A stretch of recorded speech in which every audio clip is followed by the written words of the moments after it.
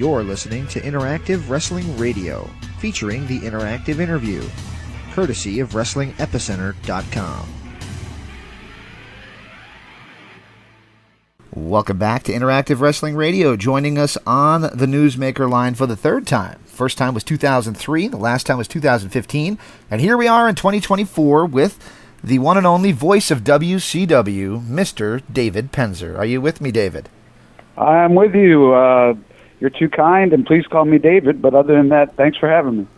I appreciate you being on, and of course, there's a reason to have you on, and that is that you got your book coming out, and that book... Yeah, it's out. It's out now, yep. Sitting Ringside, it's out now.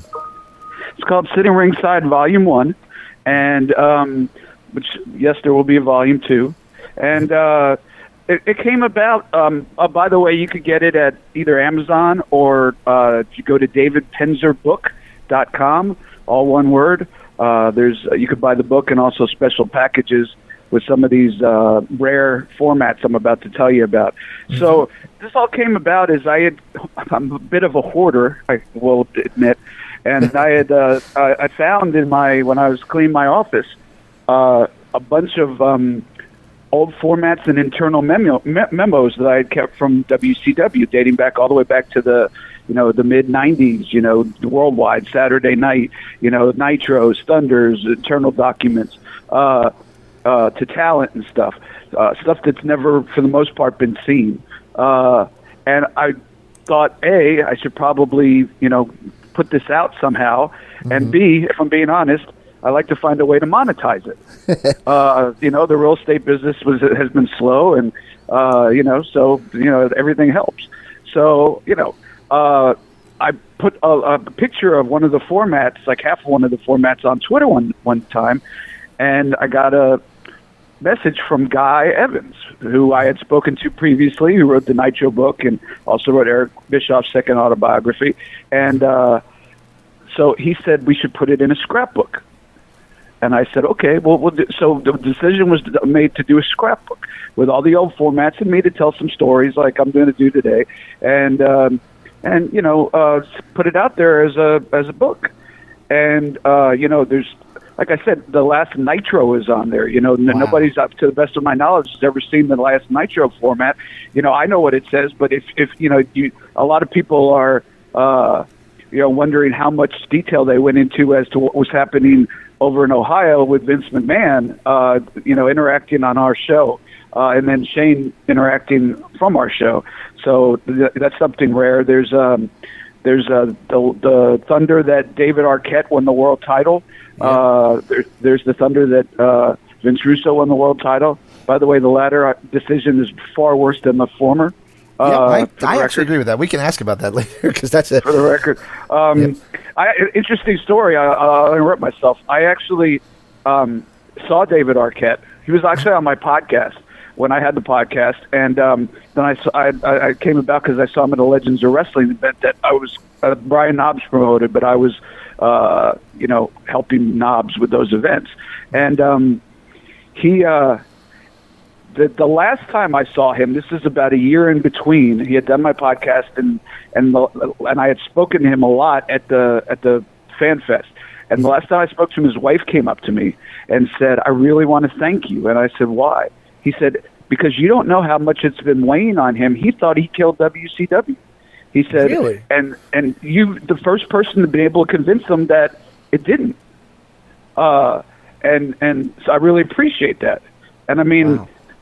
To this day, if I send David Arquette, he'd text me right back. I don't text him often. I text him about the book, about retweeting the tweet maybe, and he said that he doesn't use Twitter, but he said that if I put something on Instagram, he'll resend it, whatever that's called. So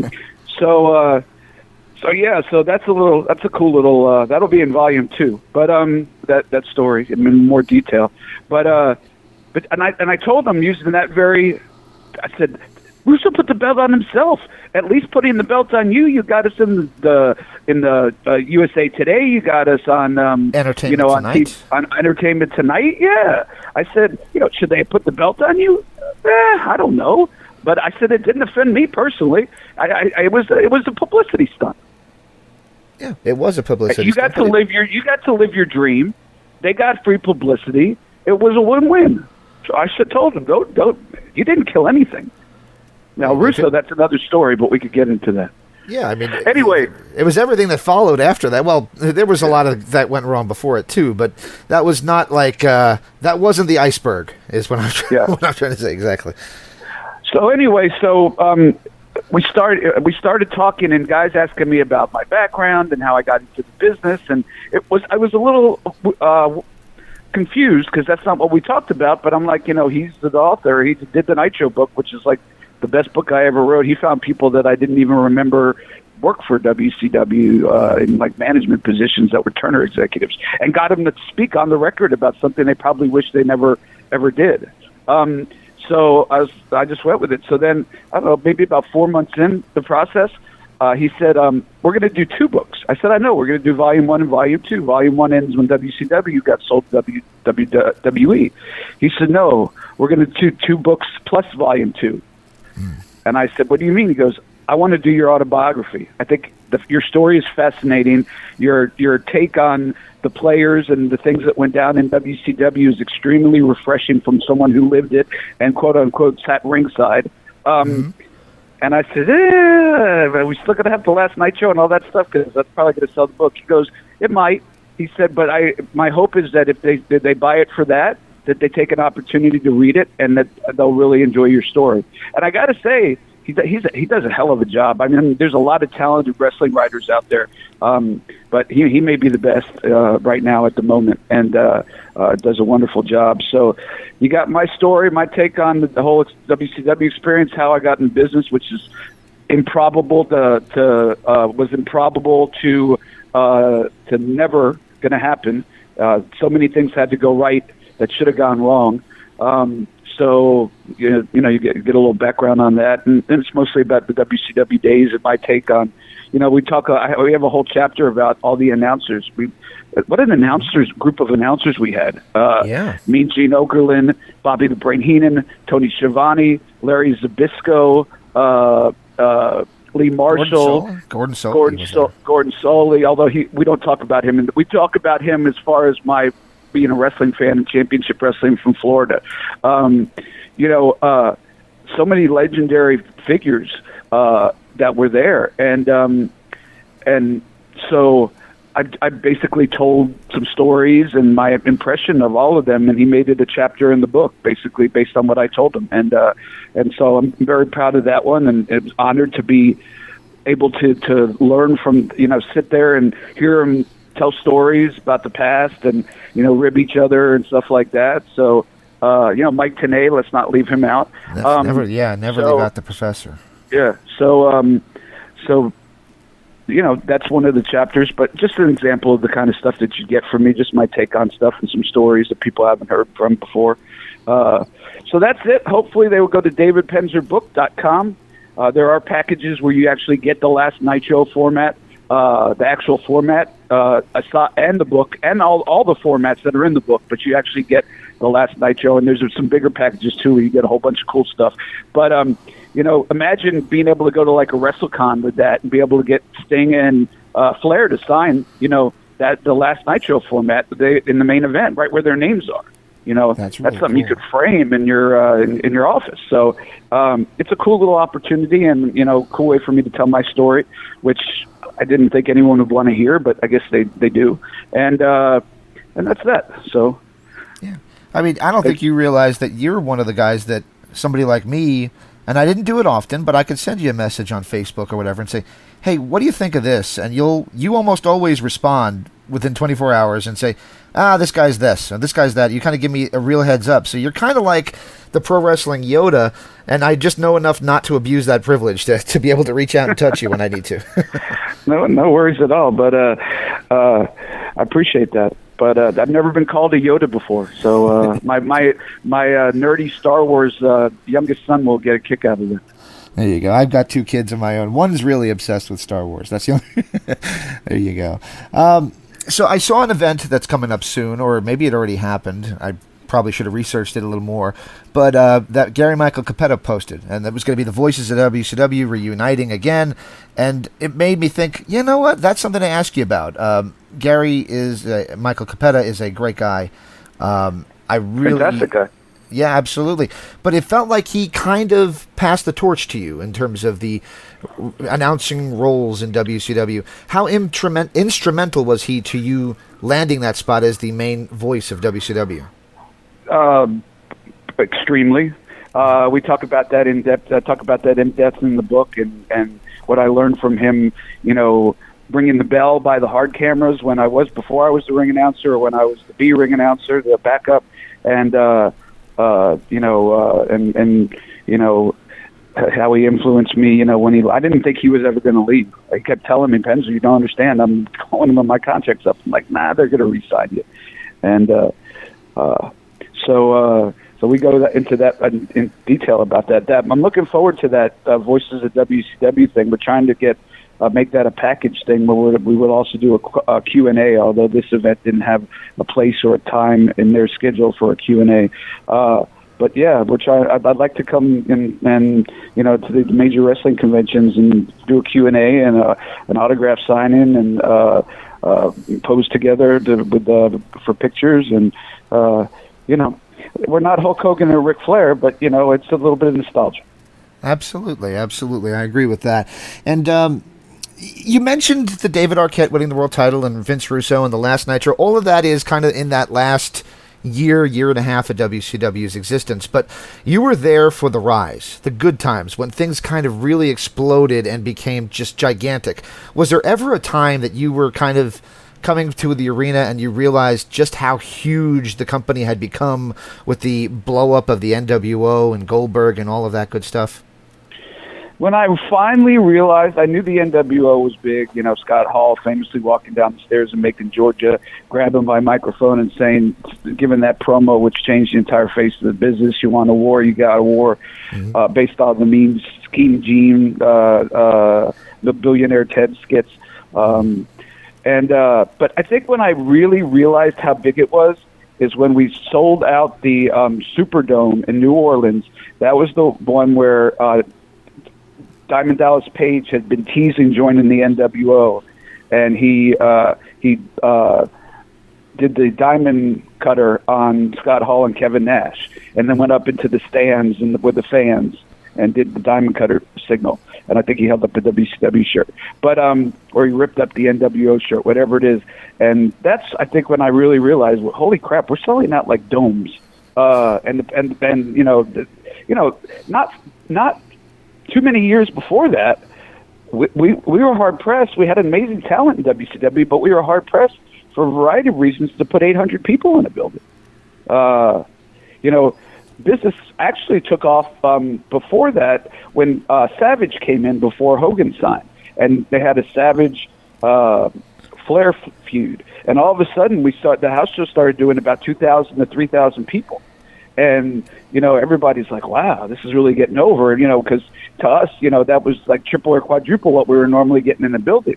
And, a lot of people, say the NWO or Monday Night Show is what got it started. But really, Savage and Flair and that feud jump-started it. And then we just were away at the races and made and Eric and Kevin and whoever else was involved made a series of decisions that just absolutely took off and caught fire. And so, we never in a million years would have thought we'd have 20,000 people in the Chicago, and I can't think of the name of the building now. But United Center, maybe? United Center, yes, sir. Thank you. It sucks getting old. But I could sing every word of American Pie, but I can't remember what the name of the United Center or what I had for breakfast this morning. So anyway, Don McLean would be proud. Yeah. So that's when I pretty much knew that this was really huge, and then follow that up with the Georgia Dome and Hogan and Goldberg, and the things were just it seemed like we could never be stopped, and obviously we were wrong. That's kind of my next question, and I hate to bring it up because it's always kind of what people get asked, and it's a downer question. But when did you kind of see that there was, something's wrong here? I never really thought it was going to go out of business like it did. They were going to sell the WWE like it did. I never saw that coming. I think when Eric was buying it, when Eric came back in and with Fusion Media and made an offer to buy it, and they were in their due diligence period, I think that's probably when I was like, this is going to change. It's going to be different. But I don't think I ever foresaw, selling the company to Vince for no money, basically, and closing shop. And I go into detail in that whole experience too in the book called Sitting Ringside, Volume 1 at davidpenzerbook.com. Just throwing a plug out there. Oh yeah, we sandwich it. I start out with questions about the book, and then we finish with that questions about the book, and we can always sprinkle it in between. Absolutely. I started doing these some podcasts and stuff yesterday, and after the first one, I texted Guy and I said, I think I promoted the book too much, and the website. He goes, there's no such thing. That's right, absolutely. And where can you get the book again? davidpenzerbook.com or Amazon.com, but I would suggest going to davidpenzerbook.com if you're interested in having the last Nitro or one of those packages. But you could buy it for the same amount on Amazon as you can on davidpenzerbook.com, and it's free shipping on both places. So. And I saw some of them. They could definitely do that, too. But to answer your question, now from Guy's book, I've learned, that we were dead in the water even if we were still on fire. Once Turner lost power, they didn't want us. The Jamie Kellner came in, Time Warner and merged, the other company merged, and when you're the 100% boss and when you're the 50% boss, you have some say.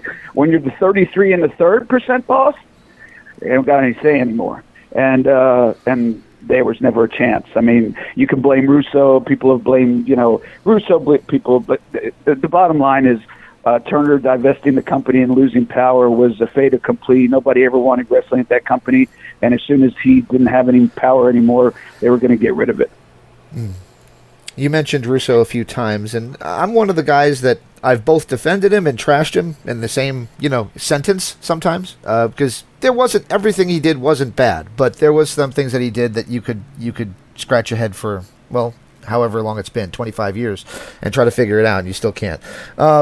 When you watch things like the Dark Side of the Ring, and they do the special on the Bash at the Beach incident and all that kind of stuff, and the answer to the question is that there is no answer, and you're sitting there and you're still wondering, do you think that did they do a good job, and did you even see that episode, and what did you think of that? I did see it. I actually spoke to one of the guys who's in charge of it, possibly about doing, they're working with the Rocks company about doing a WCW docuseries.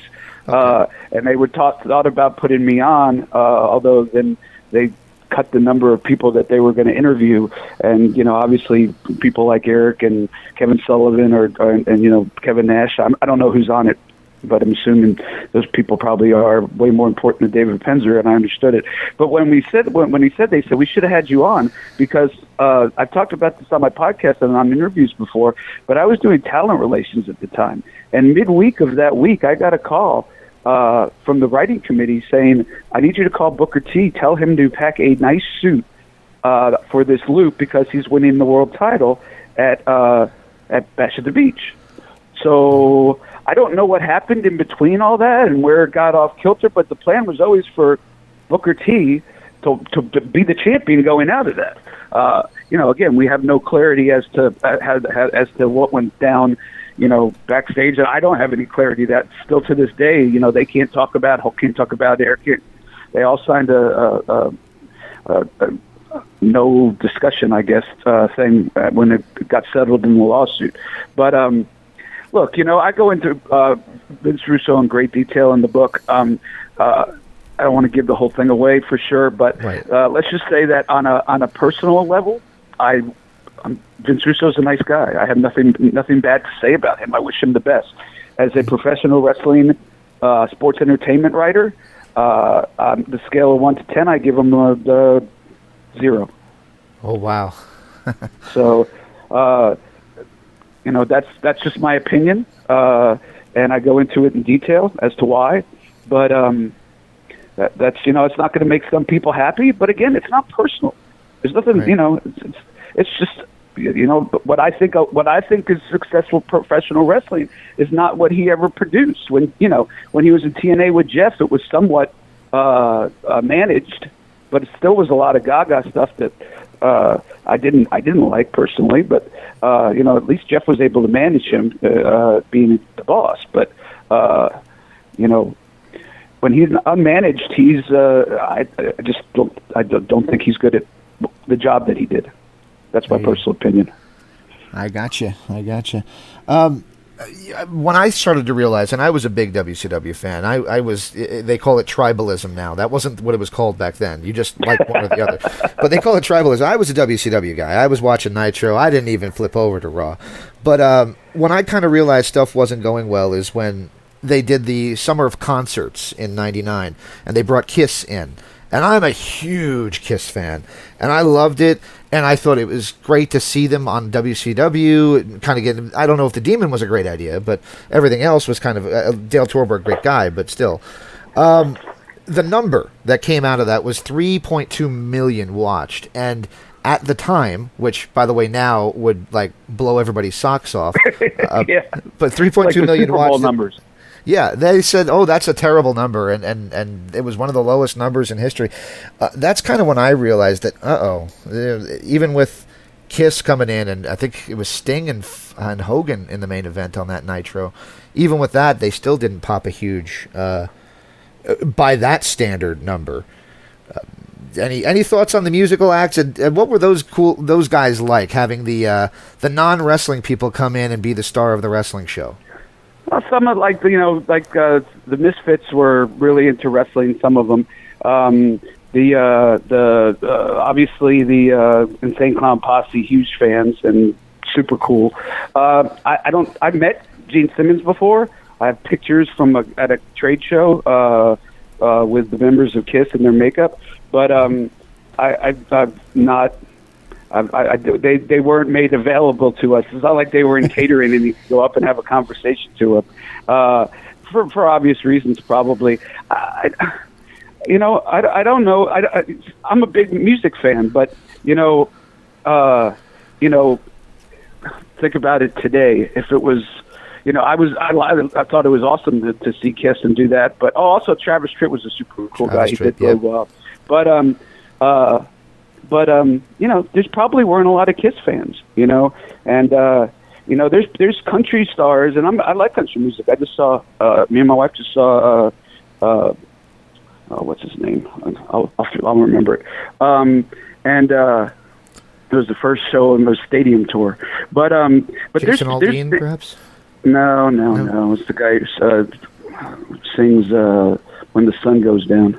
I'm not a country guy. I just threw the first name that came to mind. But they're advertising other concerts of headlined by people I've never heard of.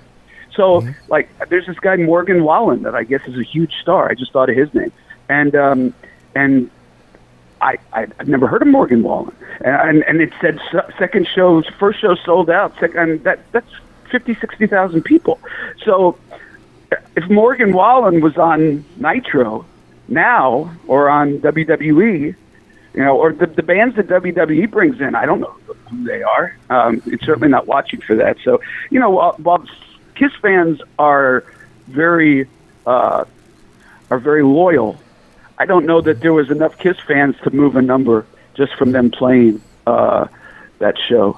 But and Dad Torborg is a nice guy, and yeah, so absolutely. Kenny Chesney is the guy. Kenny Chesney, there you go. I don't follow country, but I knew the song, and I just couldn't think of it. I like some country music, from back to the '90s. I'm a big Garth fan, Garth Brooks, and but yeah, my wife is a big Kenny Chesney fan, so that was her Christmas present. We sat in the club level. Awesome. Well, I mentioned that if they got that number now, it would be a huge deal. And, of course, there is wrestling on TBS and TNT, and it's not WCW, even though Tony slipped more than once and called it WCW on air. Love Tony Schiavone, by the way.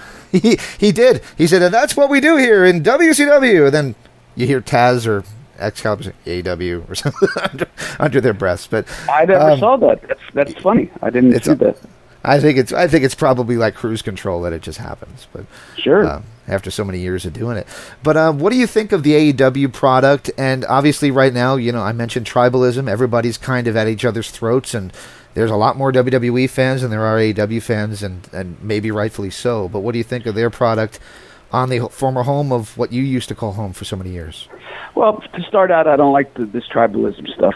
Professional wrestling, you should be a professional wrestling fan. If you really like professional wrestling, you should be. I could guarantee you that nobody in AEW wants to see WWE go out of business or TNA go out of business and friends lose their job and they have one less place they could go. People in WW do not want to see AEW go out of business. So if they're fans, they should be fans. They don't have to be fans of the products. They're different products. One's more athletic based, one's more storyline based. TNA, by the way, sort of combines both of that. Yes. If people have never checked it out or haven't checked it out in a while, it's really. I finished up there at the end of last year, but really great product. And you don't have to hate the other one. It's funny because we didn't see that kind of stuff. And Jimmy Hart used to always joke because we would get like at the height of the Monday Night Wars, we'd get 7 million people. They'd get 7 million people. And Jimmy used to joke, it's not 14 million people watching wrestling, baby. They're just changing the channel. There's 7 million people changing the channel. And, I don't know if he was right or wrong. But yeah, I mean, those numbers now are sick. And just the whole platform has totally changed. And, funny enough, who warned me about that way before anyone else saw it coming that I know is Jeff Jarrett. Jeff Jarrett at one point, way before it was, now young people don't really have cable television. They watch it on their computers. My youngest son doesn't have a TV or cable. And so, but he predicted that way before it was even like talked about. He was like, in 10 years, you're not going to have a TV deal.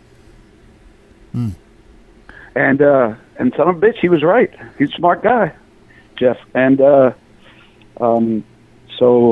yeah. But AEW, as far as that's what I have to say about the people who go on social media and bash other companies. You can do what you want. It's a free country, but it's not getting anyone anywhere. Like I said, Tony's product is different. It's more New Japan based. More athletic based, less storyline based. Some people like that. Some people don't like that. For the people who like it, they're the tribalists. They love it. My son is a huge AEW fan. He doesn't watch any other wrestling. He watches New Japan, actually, ironically enough. But he won't trash any other company. He just doesn't watch it, and that's fine. There's so many hours in a week. But yeah, definitely.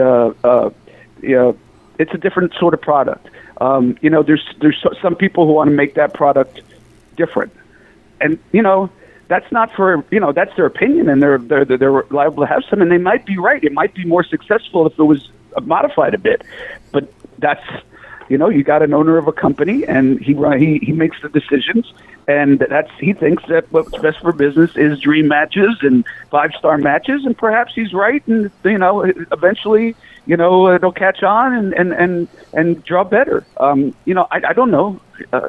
I'm not sitting in his shoes. I know what I enjoy more. I enjoy the storylines more than the matches, but my son care less about storylines and just wants to watch 5-star matches.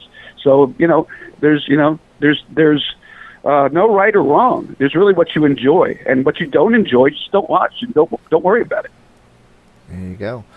I like that answer, and I like that you put over TNA because I've often said that for the last little while, their run that they've been on since even well before they became TNA again, their product has been, obviously you get the high-flying action, but you also do get storytelling, so there is that cool hybrid of both. So I'm glad you did put that over. Yeah, and it sucks that Scott left. Yep, that was my next. You must be looking at my questions list. That's next on my list. All right, I'll let you ask the question before. Yeah, sure. I'll jump straight to it. So you went back to TNA after several years away. You got this chance to. I think you came back, if I'm not mistaken, for the Fan Fest that they were going to do, and it just kind of seemed to result in you being back. That seemed to. I don't even know if that happened because of the pandemic. It did not. Yeah, we did a 1 hour. We did a 1 hour special on for that show, and that was supposed to be in Tampa. I actually was supposed to commentate that. I was going to be like the play-by-play guy. Oh, and they were going to have like different old wrestlers who had come back, like Monty Brown and people like that, to do color with me. Yeah. But that's called. It was supposed to be called "There's No Place Like Home," it got canceled, and it was. I mean, literally, I I'm convinced I had COVID there, or I caught it there. It wasn't bad. I did get it once, really bad. It's the only time I ever missed a TV tape in my entire career, over 30 years. But it was right like days before COVID. It was the time. It was insane. They started, there was no plan for me to do anything more than that show. Then COVID happened and the show stopped taping, and they decided to do it in a empty studio in Nashville. And Scott gave me a call and said, "You want to come up and figure this COVID thing out?" And I said, "Sure." And there were no guarantees, no promises, no contract. I've never had a contract in a wrestling company in my life. It's actually one of my biggest regrets, that never being able to announce a WrestleMania. It's just crazy things that I've never had a contract in my entire life. TNA and Impact, and we're all handshake deals with Jeff and Scott.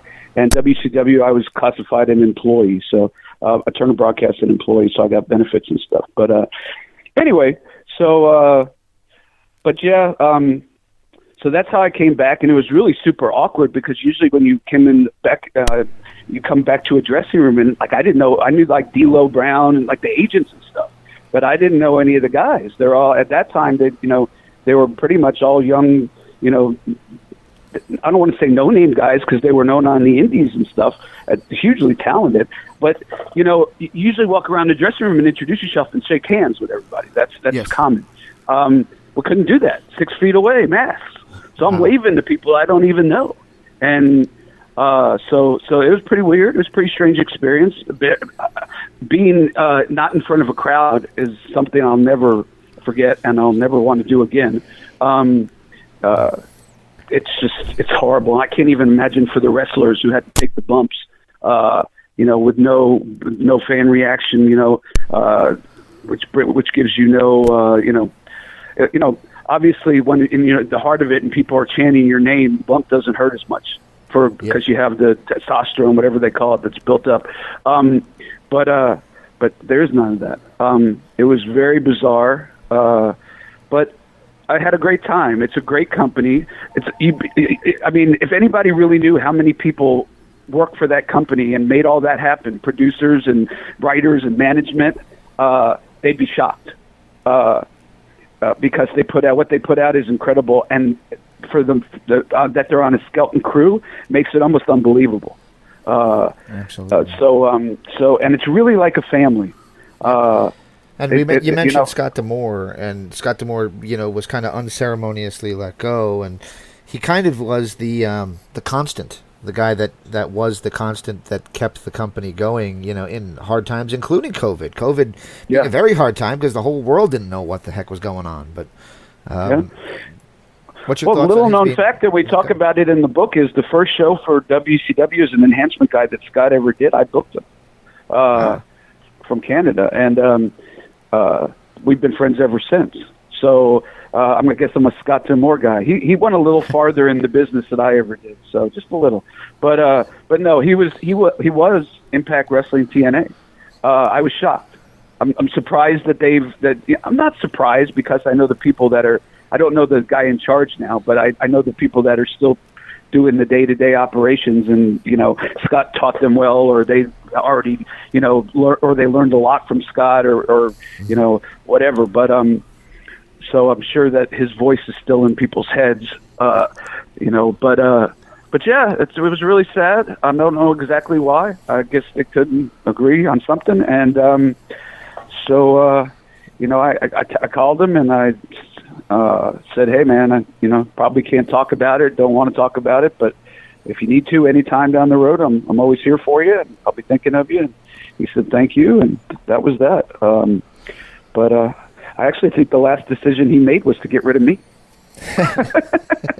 Well, I was just about to ask you about that. You kind of passed the mic to Jade Chung. I believe she's the wife of Josh Alexander, but she's been doing a pretty Correct. good job. What do you think of her as a ring announcer? I think she's doing great. Sweet girl, nice girl. It was my honor to pass the mic to her. And to work with her in leading up to it. So I would say about 6 months into the year, about midway into the year, Scott pulled me aside after a production meeting. I'm like, "Oh crap!" And he goes, "No, it's nothing bad." I'm like, "All right." He's like, I wanted you to hear it from me before I tell the rest of everybody else, but Jen Alexander's going to do the before the Impact matches is what they were called back then. 2 matches that were taped before we taped TV for that show. And I said, "Oh, no, okay, he said, "I appreciate it if you could help her and all that." And I said, "All right, do I have anything to worry about?" He goes, "Well, not now." He said, "But things can't last this thing's not going to last forever." And I said, "I understand that. I'm 57 years old, and you still have me on TV. I wonder why every time I get a plane ticket, why I'm still here."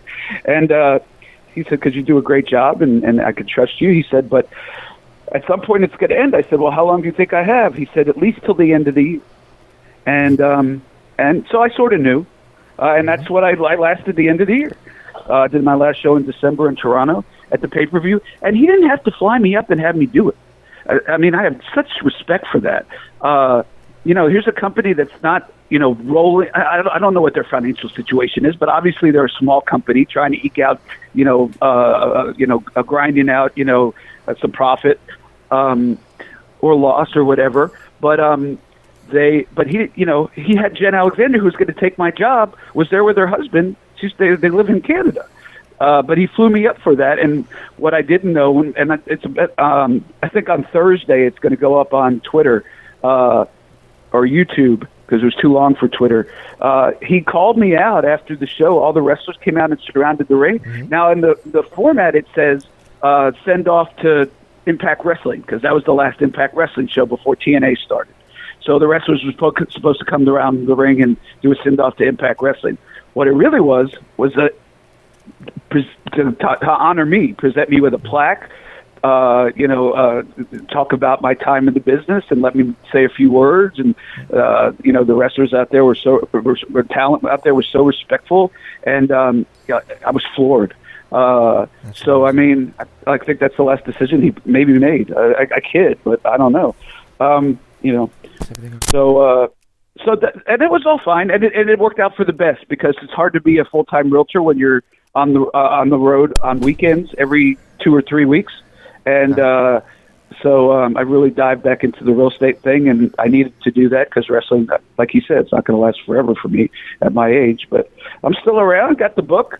If you tuned in late, it's called City Ringside Volume 1. It's a combination of rare, never-before-seen hundreds of pages of formats and internal memos, and then also my story. So you get two books in one. And you could go to Amazon.com or DavidPenzerBook.com. So awesome. Thought I'd get that in. Absolutely. Just a couple more questions if you have time for them. I know we're starting to get a little close to when I wanted to call it for you, so you can get to your next one. But I guess my next question was going to be the state of wrestling ring announcers as it is now. It seems like there's a lot of clones. In back in the day, back when you were doing it, back even before you, everybody had a unique style. Howard Finkel sounded nothing like Gary Michael Capetta, who sounded nothing like Mike McGurk, who sounded nothing like so-and-so and so-and-so. A lot of them now, all the same. Like, there's an explosion to the vocals, and everybody gets kind of the same. There's no, levels. What's your thoughts on wrestling ring announcers, and especially the I know I just asked you about Jade, but it seems like the female ones could all be the same. It could be Lillian Garcia. Yeah, I mean, when I first started, everybody was doing Howard Finkel. So, and then eventually people realized that they had to be themselves and not Howard Finkel. I never once thought about mimicking anybody. I got to be me. And that turned out okay. But I don't know what they teach them as far as at the NXT level. I think most of them come through NXT in WWE. Obviously, Justin Roberts went through WWE. So a lot of the talent out there is being trained in a certain way, and I'm assuming that's what they want. I really think Samantha Irvin is that her name? Yep. Has found something special. The emotion, and I'm not just talking about when she cried at when Cody won the world title. The emotion of her presentation. Yes, she yells a little bit, but the emotion of it is something I don't know that I've ever heard from a ring announcer, if I'm being honest. And Howard Finkel's the greatest of all time. No one's close. Gary Capetta, unbelievable. The list goes on. But she's doing something. She found a way to emote in a way that I don't know has ever been done before. And it's funny because, WWE never acknowledges their ring announcers, but now they're pitching to her and they're taking her. And I mean, she deserves every bit of it.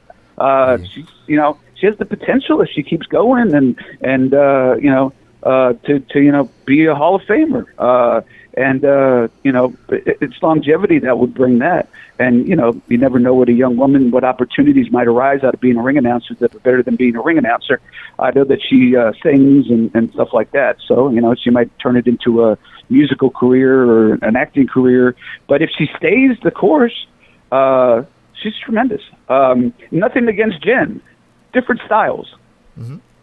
Maybe Jen learned from me, and but she had done ring announcing and managing and stuff for 10 years before that. So it's not like I taught her everything she knew. I just gave her a couple of critiques on a couple of things, and I said, if you want to use it, you could use it. If not, it's not going to hurt my feelings. You be you, and she is. Awesome. Well, here we go with the final question, and this, of course, harkens back to the book. From somebody like me who literally saw you from pretty much your debut in WCW to your farewell in TNA, what from this book can I learn about David Penzer that I might not have ever known about you before? How improbable it was that I got to where I got, and I'm still doing it 30 years later. Like I said earlier, so many things had to go right that shouldn't have. People made decisions that they probably never made before on a 5'6" non-athletic Jewish kid that had no ties to the wrestling business.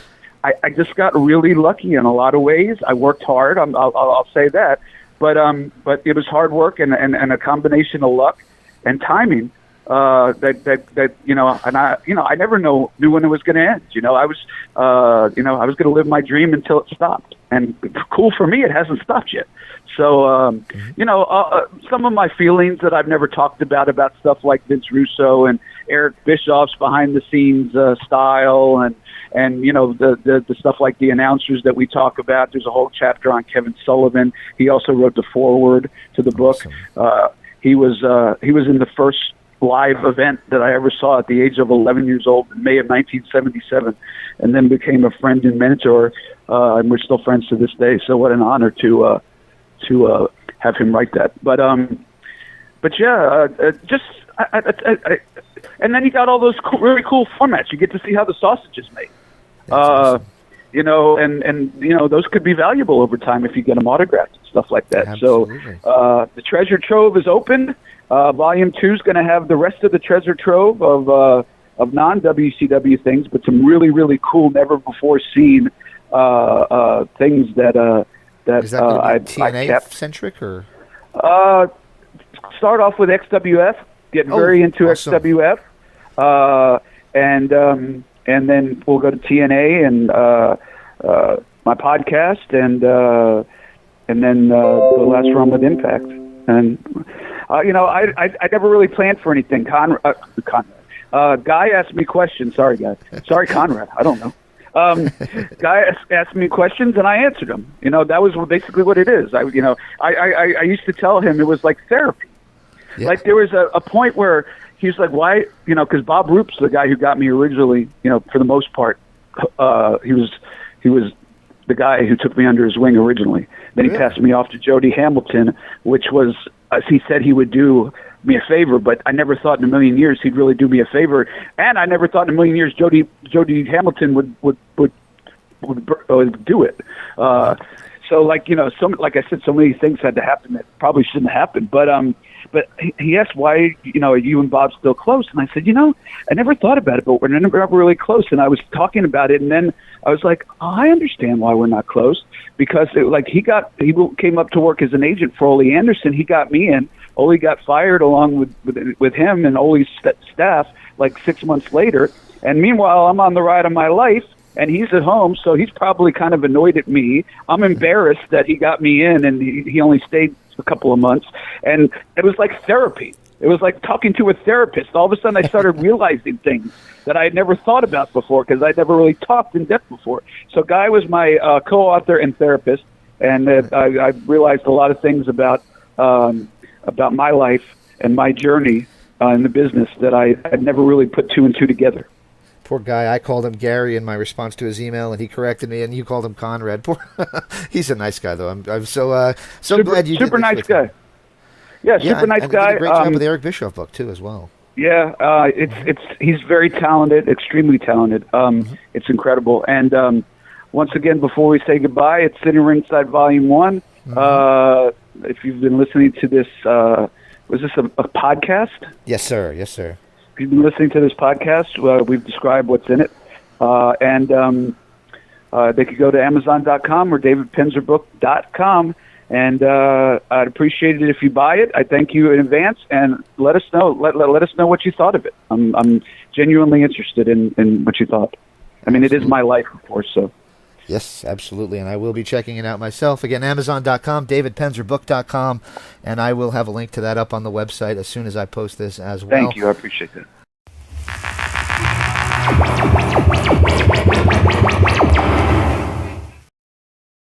David Penzer. David, how you doing? I'm good. How you doing? Doing pretty good. Do you mind if we just get started? Let's do it. Excellent. First things first, were you a wrestling fan growing up? Yeah, I was actually. When I was about, I'd say 12 or 13, I started watching championship wrestling from Florida, and I got hooked. I was a fan, but I wasn't one of those fans who would go to the matches, and even as a kid, I wasn't one of those fans who go to the matches and cheer and boo. I was more of I was amazed by the business, and just I would watch the expressions of the fans. More than I was just amazed at the art form and really interested in it. So for me to be involved in the business was something very cool.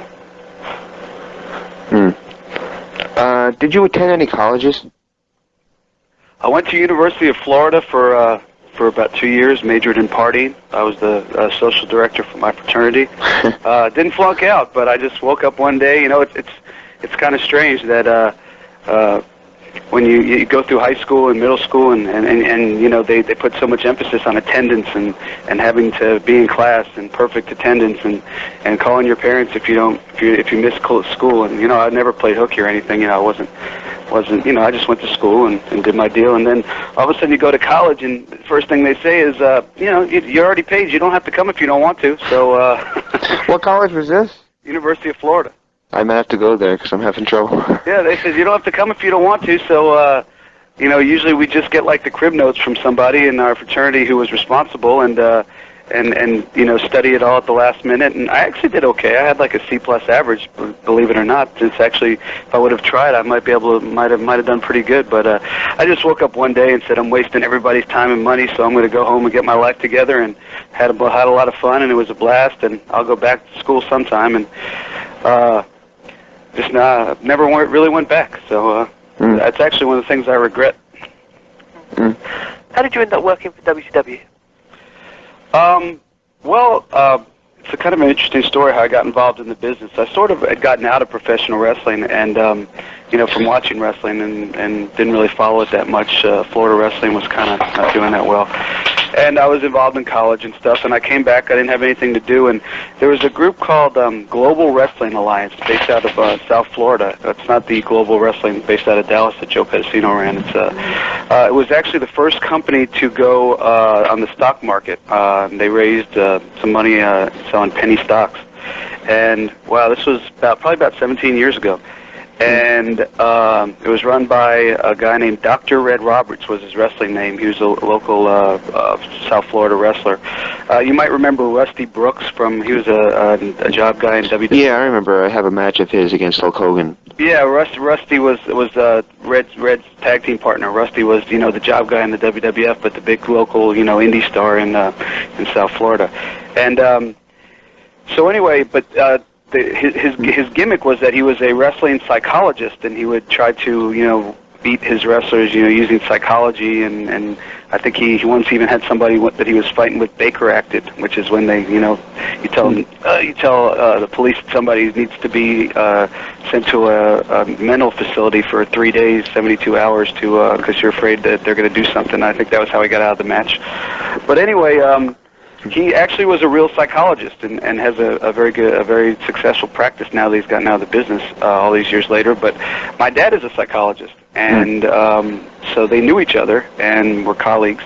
And when this global wrestling went on the stock market, they needed a ring announcer, and I had owned a mobile DJ company from the age of 16 and did it through college, and did weddings and bar mitzvahs and sweet 16s, and just did real well for myself. And also was on the high school radio station and college radio station my senior year of high school. So I had a background. I love wrestling, and I had a background in broadcasting and emceeing. So they just hooked me up to be a part of that, and I ended up really like I always did. Even though there wasn't a lot of money in it at the time, I kind of lived at the office almost. And Boris Malenko, Larry Simon, who's Dean Malenko's dad, who passed away. I just told him, I said, I want to learn the business side, and he said, all right. And he taught me a lot about the business side of wrestling, and I started promoting fundraisers for him. And actually, me and Alex Marvez of Wrestling Observer fame or whatever, started about the same time. He would help me promote. We would walk around Miami and hand out flyers for my fundraiser shows. But I had about the only 3 successful money-making shows in global wrestling history, and I just met a guy named Bob Roop. I don't know if you're familiar with Bob Roop. Yes, sir. Yeah. And he was the booker for Global, and we got to be real good friends. And after Global ended, we bought the ring and started promoting some indie shows and did some shows in Key West and some flea market shows and stuff like that were prepaid. And he was back in the Georgia wrestling days. He was the kind of the henchman for Ole Anderson, who was the booker. He was his assistant. He would go on the road and get the finishes, and if anybody's late, he would tell Ole what went on. Well, when Ole got the book in WCW, they called Bob up to be an agent, and Bob had always said, "Hey, if anything ever happens, I'll get you up there." And I was like, "Yeah, right." But he did. He hooked me up with Jody Hamilton, and the rest is history. There's a little bit of insanity in that I used to. My first job was I didn't even get paid by the office. They would rent me a van, and I would book the enhancement guys, the job guys. And Jody arranged a deal where the job guys would give me $25 of their pay to book them and to pick them up and drive them there. And so I would start out in Fort Lauderdale, and anybody who knows Florida will know the craziness of this. But I'd start out in Fort Lauderdale, go across Alligator Alley, up I-75, picking up guys along the way, and then when I hit Tampa, I'd go back across I-4 to Orlando, picking up guys, and then up the Turnpike to 75, and then up to Atlanta, and then we'd go do a show, 5 guys, turn around and come back. And for that, I got $125 if I booked 5 guys, and basically, I just a lot of incentive, a lot of drive, and a little bit of insanity. I think people ended up seeing that I had something to offer, and Jim Ross had come up to me at one point and asked if I'd run talent for the interviews. At first, I just hung around, brought the guys up and hung around, and then I started being in charge of all the enhancement guys, getting them to fill out the paperwork, and I just kept doing more and more, and one day they needed a ring announcer, and they came up to me. It's actually a funny story. Tony Schiavone came up to me and said, I heard that you drive guys up from Florida, and I said, yeah. He goes, well, we're looking for a new ring announcer, and I started saliva, the saliva was, I was chomping at the bit. And figuring he was going to say, well, since you're up here anyway, we'd like to use you. He said, anyway, to make a long story short, he said, he said, there's a guy from Tampa we'd like to give a tryout to, and his name is Dino. He used to work at WWF. And he goes, we'd like to know if you pick him up and bring him. And I said, okay, and he started to walk away, and I said, that's now or never, kid. So I said, Tony, Mr. Schiavone, I guess back then, I said, I don't know if you know this. I had talked to Jim Ross, but JR had already gone to WWF at the time. So yeah. I said, I talked to Jim Ross about this a couple months ago. I said, I don't know if you know this, but I also have ring announced before. And he said, oh, I didn't know that. He said, I'll tell you what, you bring this guy up. He said, we'll give him a tryout. He said, we'll give you a tryout the next TV taping, and whoever we think did the better job will get the gig. I said, fair enough. And I think I won by default because we both were horrible. But since I was pretty familiar with the way the TV was run and how to count down the crowd and how they wanted me to announce things, because I had been there. And did you ever have any? Sorry to cut you off. Did you ever have any contact with Gary Michael Capetta? Oh yeah, he was almost like a mentor to me. I worked under him. It was when Tony Gillum. I don't know if you remember Tony Gillum. Mm-hmm. He was the second string ring announcer behind Gary Capetta, and they had promoted him to try to be a play-by-play guy, and then he ended up totally screwing up and getting fired. But they were looking for somebody to be Gary's backup, so I ended up as Gary's backup. And as things, so I pretty much won by default, and since I was going to be at the shows anyway, they just figured it was cheaper than to bring two guys up. So, but I got a lot more comfortable as time went on, and Gary was great, and he came to me probably around 95, 96 and said, I don't think they're going to re-sign me. And I said, yeah, they will, and he said, no, I think you're going to get the job. And I said, they ain't going to give it to me, and he said, yeah, I think so. We just spent a lot of time in those 6 months talking, and he, would tell me about, his little tips and stuff. And I never really copied his style, but, I didn't want to copy, somebody who had been around so long, because it'd be a blatant ripoff. But I kind of developed my own style. But Gary was great, and of course he left, and they did hire me full time, and that was the start of my full time in WCW. And it was one of the other than watching my children grow up and a couple other things, it was probably one of the top 5 experiences of my life. What was going through your mind when Eric Bischoff pitched the idea of Monday Nitro? Well, Eric is actually the one who gave me the ring announcing job. It was his final decision, and you could say a lot of things about Eric Bischoff. He wasn't, and probably to this day still is not a people person. There's some people you'll see and they'll come up and they'll, hey, how you doing? What's going on? You look great, or after the show, hey, you really did a good job. Pat you on the back, thank you very much. Eric was none of the above. He kind of would walk by, even when he was an announcer, before he even. This wasn't ego that came with running the company. This was even when he was the third string announcer, he was sort of like that.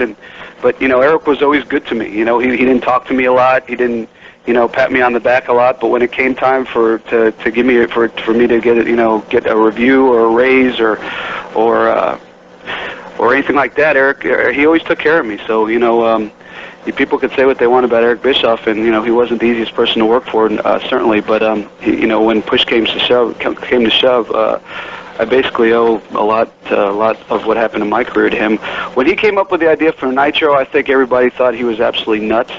But I think after that first week, when Luger walked out and just everything clicked, and we had Liger and Pillman, and I just think that everybody thought that this was gonna go somewhere. This was gonna happen, and as it evolved with Hogan and the NWO and Scott Hall and Kevin Nash walking through the stands, and some of the great stuff with Ric Flair and the Horsemen, and just so many memories. I think, and I challenge anybody that worked for WCW to correct me, but I believe that if you take everybody in the history of WCW from the when Monday Nitro debuted in Minneapolis at the Mall of the Americas to the very last show when Shane McMahon came out in Panama City, if you talk about production people, if you include production people, talent, office people, security, everybody and their brother, I believe, and anybody could challenge me on this, and I'd be happy to admit I was wrong, that I am the only WCW staff member to never miss a Monday Nitro from the very first one to the last one. I was at every single one. Wow.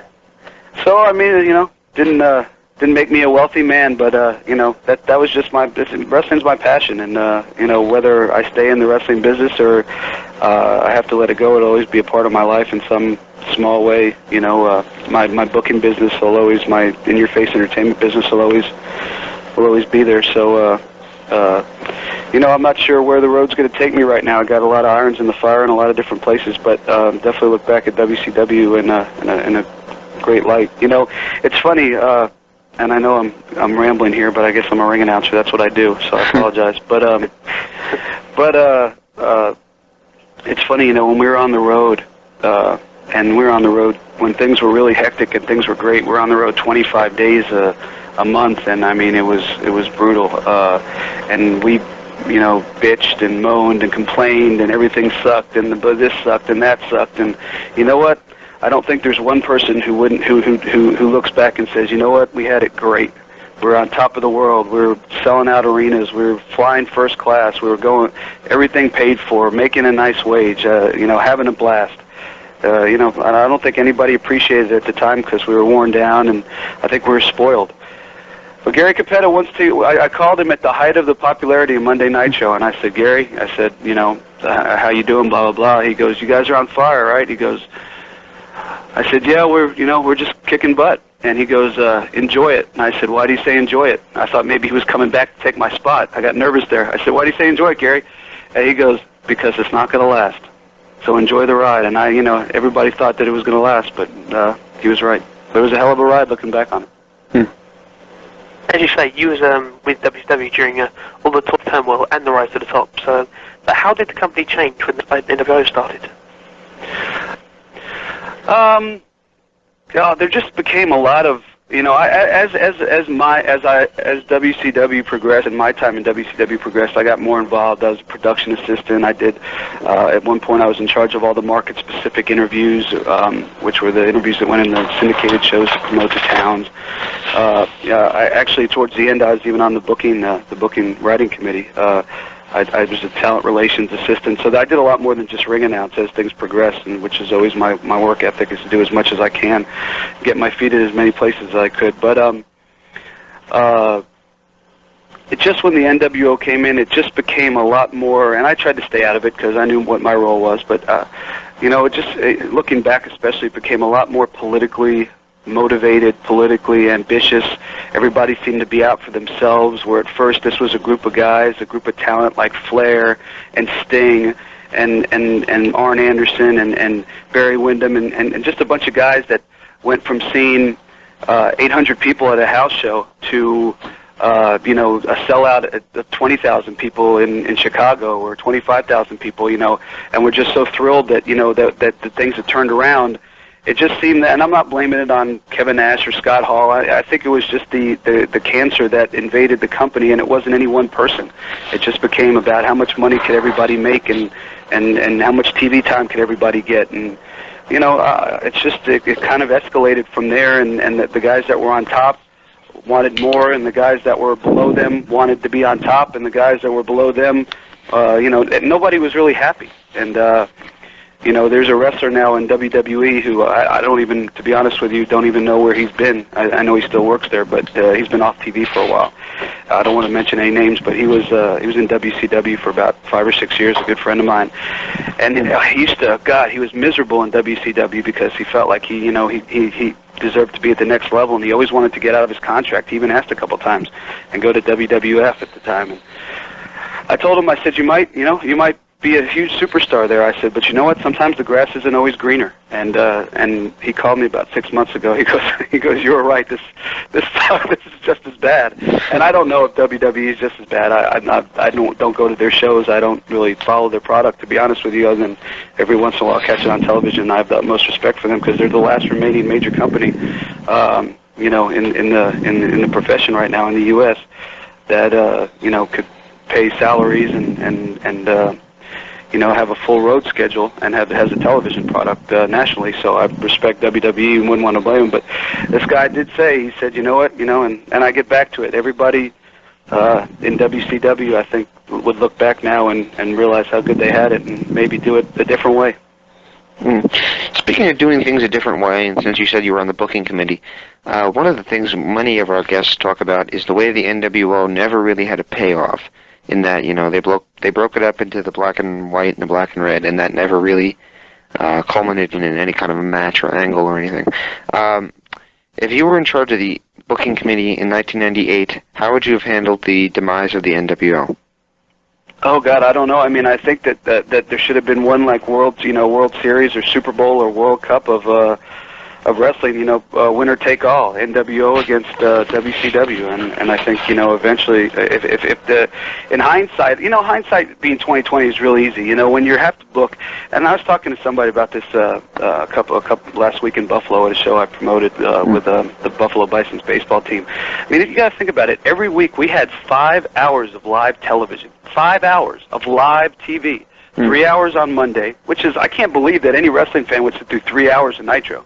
I was watching tapes last night, and I was thinking to myself, how did I sit through all this? I mean, 3 hours is a long time. Right. And then 2 hours of Thunder, and so, I mean, it's easy to sit back and say, God, they should have done this, or you should have done that, or you could have done that, without knowing that to produce 5 hours of television with the egos and the injuries and different people having control over different things, it's very hard to say. I mean, I guess in hindsight it should have been built up, WCW against the NWO, who's going to take over the company, and have a big blow-off event, and then get rid of the NWO. But I wasn't on the booking committee then. I didn't have that kind of role at that point in the company that I even knew what was going on in the inner circle, other than just things you would hear. So it's very easy to be a Monday morning quarterback, but to go through the craziness of having to deal with all those hours of television, plus don't forget we had 2 hours of Saturday night we had to tape, and house shows, and it was I think it got too big too fast. To be honest with you, and I think when anything gets too big too fast, egos spiral out of control. People get burnt out on the road. People get burnt out in their jobs. You can't get enough people in there to handle all the production and all everything. And not that WCW didn't have its faults, and not that there weren't people involved that didn't have their faults, but it got real big real quick. And you talk about 7 hours of first run television every week. That's a lot for a company that was just used to doing, the Saturday night taping every couple of weeks, and every 3 weeks to do a syndicated taping. So that's a big jump.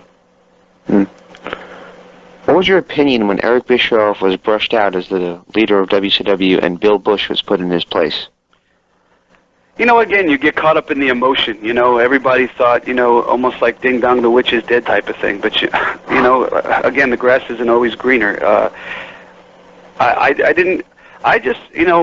thing was always I love my job. I love being part of the company. I loved being on the road. I loved what I did, and I tried not to get caught up in the politics, although it's hard. Eric was, so he, had said himself, when he came back after that, he got totally burnt out and reacted to some situations and was very volatile in some situations, and. I think at that point it was just like, thank God we have a break because, Eric was very hard to deal with. But I think, he'll be probably the first one to admit that. But, looking back on that whole regime, it made the Eric Bischoff regime almost look like, the difference between McDonald's and your neighborhood burger joint. So, at the time I think people were happy for a change. I think people were real stressed out and thought that this might be, a better regime, but and Bill Bush I think was a good guy. I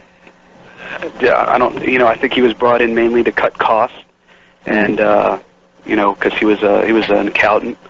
I think he didn't know the wrestling business. He knew how to cut costs, and so he did some things well. Probably made some mistakes, but everything just went by so quick.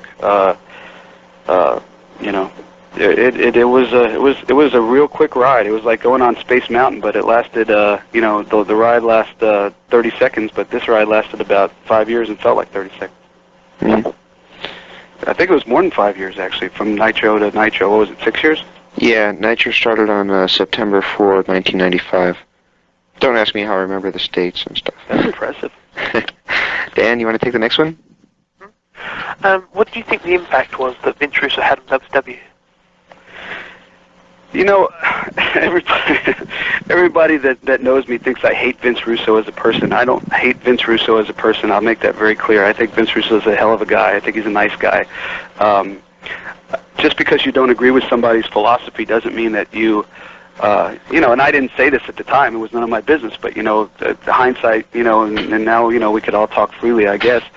You know, I think Vince Russo tried to bring the WWE product to WCW, but in doing so, I believe, made it to be like WWE Light, WWF Light. You know what I mean? It was like a cheap version of WWF. And I think the one thing that set us apart, even when things were crazy and hectic, was that we were different.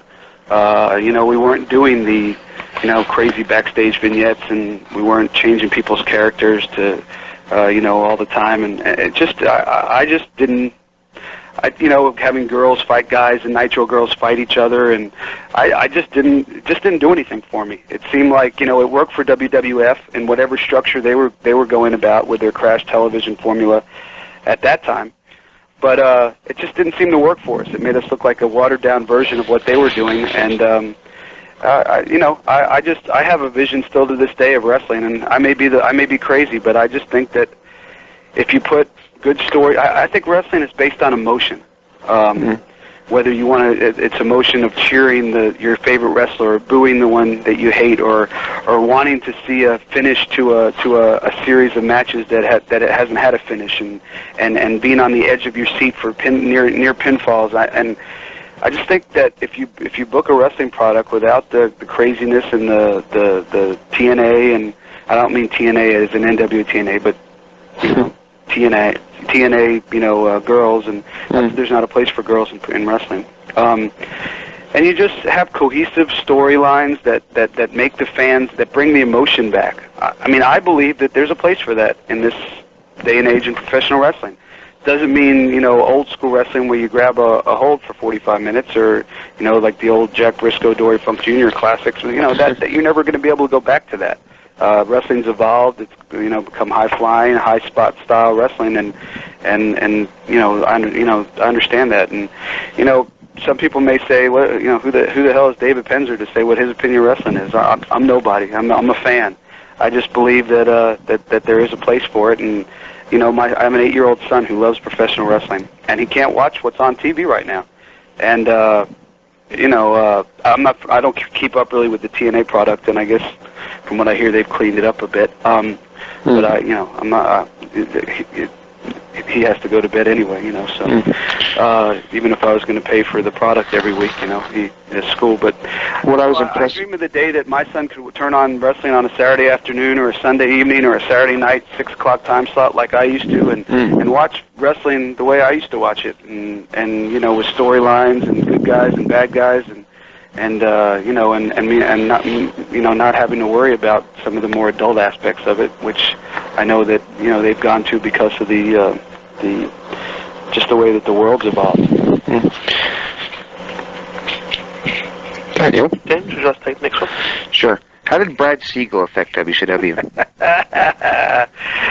Thank you for throwing me that curveball, that fastball. You know, a lot of people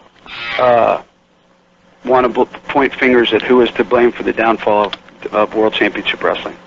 And some people want to say it was Eric Bischoff, which I don't think it was. Some people want to say it was Vince Russo. I don't think it was. Or Hulk Hogan, which I certainly don't think it was. Or, you know, there's a variety of people that people want to blame. If wrestling fans want to blame somebody for the demise of WCW and the downfall of WCW and the reason why WCW no longer exists, there's one person to blame. His name is Brad Siegel. He was the head at the time of Turner Networks. He hated wrestling, hated the politics involved, and was waiting for the opportunity to be in a position to where he could bring somebody in, and that gentleman's name was Jamie Kellner, who would share his feeling about professional wrestling, and they could go over Turner's head because at the time, you know, Ted Turner's power was dwindling because of the AOL and Time Warner mergers had both taken him a few pegs down. And basically, the story goes, and I don't know if it's ever been told, that Jamie Kellner walked in, went to Steve Case, the CEO of AOL, and basically said, "I want wrestling off the air. It's not what I see as programming on my network." And that was basically instigated by Brad Siegel. And by going over Turner's head and going to Steve Case, they canned it, and that's what killed it. And Eric and Fusant Media tried to get it going, but once it was off the air, there was nothing that anybody could have done except for just sell it off, and that's what they did. So that's the short version. Maybe someday I'll write a book and give the long, intricate version, but basically, Brad Siegel is the reason why WCW no longer exists. He, in the last year of WCW, gave no personal support, very little financial support. There was a time there at the end where there was basically nobody in charge after Bill Bush left and Eric left. And I mean, who was in charge? We used to sit and book in these variety meetings, and Ed Ferrara would say, "Well, you know what? I'm writing the final script, so I guess I'm in charge." You know, and nobody knew it. You know, who could say? You know, was Craig Leathers in charge? I mean, there was nobody in charge, and they begged Brad Siegel to put somebody in charge, make somebody, anybody. You know, David Penzer, Disco Inferno, Wildcat Willie, put somebody in charge. Give somebody, you know, the opportunity to be able to say yay or nay on certain things, and he never did it. And basically, the rest is history. And so, for all the pundits of Russo and Bischoff and Hogan and all the people that everybody thinks that put WCW out of business, you could. If you ever see Brad Siegel walking down the street, you can shake his hand and thank him for WCW not being around anymore, because he is the person. Pretty stiff, huh? Yeah. Dan, do I take that? I was always told that if you tell the truth, nobody could come back and say anything to you. So. After being so involved in WCW, did you ever think that it would completely die the way that it did? No, I mean, we were, like I said, we were going so fast. I mean, you know, when we were before Nitro started, when we were, you know, doing real bad, and Turner had basically said, you know, I want to, you know, I'm going to keep this thing going even if it loses a ton of money, because, you know, wrestling got me on the map. You know, we were nervous back in those days, pre-Nitro days. You know, but we never saw that coming. I mean, towards the end, yeah, we did. You know, when they started selling it, when they sold it to Fusant, and then, you know, all of a sudden there was like 6-month period of nobody knew what was going on. Yeah, it was very nerve-wracking. But you know, still, I always thought that in the end, somebody would save it, or somebody would come and pick it up. And when I looked on the internet and saw the WCW said on WWF website, it said WWF with their logo, purchases, and then WCW logo on the bottom. It was a pretty emotional moment for me, actually. I was sitting in my house in South Atlanta, Georgia, and I realized that was the end. And all I could do was go out one more time on a Monday night and give it my all and have a blast and a good time, and see where my career took me. And that's what I did. And I've been lucky. I've done some good stuff. I was involved with the XWF, which was challenging in a lot of different ways. And our next question is about that, actually. Yeah, I was tour manager and media relations and publicist for Roddy Piper's book tour, which was challenging in a lot of ways and very successful for me. And you know, doing a few things now in the wrestling business, including my booking company. So I've been pretty blessed in terms of what's happened after WCW compared to some of the other people involved. But yeah, it was nobody saw. Yeah, we saw it coming at the end. I'd say the last 6 months, and it was very stressful the last 6 or 8 months. Working there and not having any clue what was going on, but knowing you had to produce a product and not knowing, when it was all going to end. But I think until the dying day, I think most everybody figured they were going to salvage it somehow. But they didn't. So you just go on with your life. You just mentioned the XWF. You remarked yesterday that the true story has never been told, so can we have that story? Well, yeah, basically the true story of the XWF is I was contacted by by Brian Knobs and Greg Valentine, and they had brought Jimmy Hart in to work on this project. And we moved in this gorgeous office overlooking Tampa Bay, and they actually moved me and my family down to Tampa after a while, and put me on a salary, and we taped. I was the head of talent relations for XWF and worked in the writing team. I just did there was a very small staff, so we did everything from the finished product of actually going in and editing and doing the editing to the website to talent relations to booking the house shows, and it was mostly a team effort. Everybody worked together, but I all along figured that they're not going to go in and produce $2 million or $1 million worth of television, 10 episodes of TV, unless, they figured they had somebody, they had a network. And, I just always thought, hey, they're not going to tell us. They want to keep it secret. They don't want it to get out.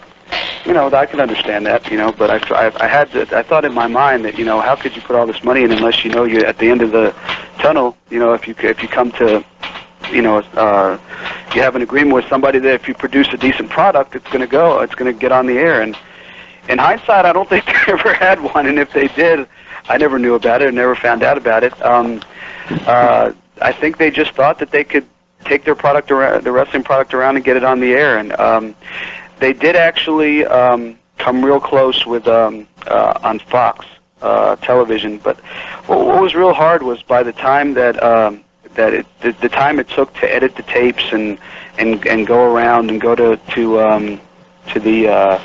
the convention, the NATDA convention, to try to sell it, and there was so much interest in it. But then what happened was, WWE, started taking some talent back, and so you'd go to a television company and they'd say, oh, we love this tape, we love Lawler on commentary. Well, yeah, but he's not here anymore. Oh, okay, well, but we love Kurt Hennig, and him and Bobby Heenan. Yeah, but Kurt's gone too. Well, that kid Josh Matthews, who's up and coming from Tough Enough, man, he's an underdog. We don't really have Josh, but Gene Okerlund. I mean, he's the dean of. Yeah, but okay, so who do you have? And it just got to the point where it took so long between point A and point B that and they didn't have or want to put in the money to keep all of the talent there when they didn't have a revenue stream coming in. That by the time they really had some eager people that wanted to be involved, just there wasn't a lot of the talent that was in the original pilot. So it's sort of hard to sell. It would be like going to a television network with a comedy project, and say like Friends. But they said, oh my God, these 6 people, these 3 girls and 3 guys have such chemistry together. We want to put it on the air. Yeah, but we only got 3 of them left. Okay, we'll come back when you got another one with 3 new ones. You know what I mean? Right. So it was sort of a ass backwards way of doing it. But I think that in defense of the XWF and the money people behind it, they did not perceive that the cable industry would have such a negative feeling on wrestling, and I think that when USA lost wrestling to Viacom, when Viacom bought WWE's products, bought the rights to it, USA of course said that wrestling's not in our demographic and never really made us a lot of money anyway. What are they going to say? We just lost our flagship. So they said that, and when WCW was sold to WWE, TNT, and then they said, well, it was the #1 rated show on the network and in the top 10 on the cable ratings, but it just didn't fit our demographic, and it never really made us any money, and so cable, it's people in that industry read that and they say to themselves, well, USA and TNT and TBS are all saying that we had one of the top rated shows on television, but we don't care that we lost it or we got rid of it on purpose. Why should any other cable executive take a chance on a wrestling show? So it almost was dead before we got out the door, but I don't think we knew it, or we thought that would happen that way. You're involved in Roddy Piper's book tour. How did you enjoy working with Roddy? Roddy is Roddy's a great person, a very interesting person, a very complex person. I used to joke with Roddy Piper that I never knew which Roddy I was going to get from day to day. Just when we were on a Billy Ray Cyrus's Crazy Train tour bus for about 30, 35, 40 days. And, when we got Roddy, I think, made a couple mistakes. When he hired me to be his tour manager, I said, Roddy, how much press do you want me to get you in each of these towns? And he said, I want as much as you could get me. He didn't know David Penzer that well. So basically, every town we went to, we would drive in and on the bus, and I would wake him up at 5 in the morning, and we'd have about 6, 8 radio spots, and then we'd have, a Good Morning, Good Morning Texas or Good Morning Dallas or whatever that show is, and then he'd have about an hour to sleep, to go back and take a rest or whatever, or try to get a workout in, and then I'd have him booked on the afternoon sports talk shows. And so I think Roddy kind of tapped out there after the first week and said, all right, 10 interviews max. But no, he was a trooper, and he made everyone, and he was tremendous to everyone. But it just it was a tremendous strain doing a tour like that in such a short period of time on a tour bus. But I think it was very successful. I learned a lot working with Roddy. I consider him a friend, and we don't work together anymore, but I wish him the best of luck. It's an interesting experience, and it gave me a lot of contacts. I made a ton of contacts in the media, and I got Roddy on Best Damn Sports Show and Wayne Brady, and had him booked on a couple others before he went back to WWE, and they sort of took over the publicist part of things. But some major marketing and media corporations that Roddy had hired, pretty much because I had recommended them to promote the book tour, couldn't get Roddy on these shows, and just through sheer will, which has always been, I've done everything through sheer will and not giving up and never say no. I was able to I guess, pester these people enough or charm them enough, one or the other, to where they put Roddy on, and so it's just it was very rewarding. I made a lot of contacts, and showed me that I could do something, basically that I had very little experience in, and be successful at it. So it was a good lesson for me. It was an entertaining time. Being on the road with Roddy Piper 30 days has to be entertaining. You could bet your bottom dollar on that. You also filmed Roddy's Piper Gets Pissed shoot interview. How real was Roddy's emotion when he reacted to the quote that his son made? Oh, it was pretty real. Roddy had told us that nothing was off limits except for he doesn't obviously discuss his early childhood. He doesn't like to, and I respect that, and that's his prerogative. Never talk to him about it, and but he doesn't cover it in his book. But he basically said anything from what I started my book to what's going on now is fair game. It was a real touchy subject because one thing that isn't fair game is his family. But since he had brought his son on the road, it sort of became fair game. So I sort of made the decision to shoot with it. And if he didn't want to talk about it, I think the way I worded it is if this is too uncomfortable for you, or you don't want to talk about it, let's just pass on. And it was pretty emotional. Roddy's an emotional guy. You never know, he runs the gamut of the high-strung Roddy Piper that you see, hosting Piper's Pits and babbling, and then on the radio talk shows that, talking about the snookas and the snook incident and the coconut and that whole deal. But Roddy Piper, the person, Rod Toombs, is a very quiet, soft-spoken person. So there's a lot of differences of emotion between Roddy Piper and Rod Toombs, and I think that interview and subsequent interviews that he's done, I think you've seen a combination of both people, and I think they're both two separate people. But that was real emotion. There's nothing scripted about that. Recently, or more recently, you did the WWA tour in New Zealand. I forget the name of it. Reckoning pay-per-view, I think it was. What is your memory of working with that? And would you, if another pay-per-view came up in the future, would you work for them again? Oh, absolutely. That was a blast. I had a blast on that. First of all, I love Australia. It's the second time over there, and I just think it's a beautiful country. So I jumped at the chance to go back to Australia and see New Zealand. I was given the chance to have an input in some of the booking of the matches, and actually came up with the idea of doing the four-way elimination cruiserweight match.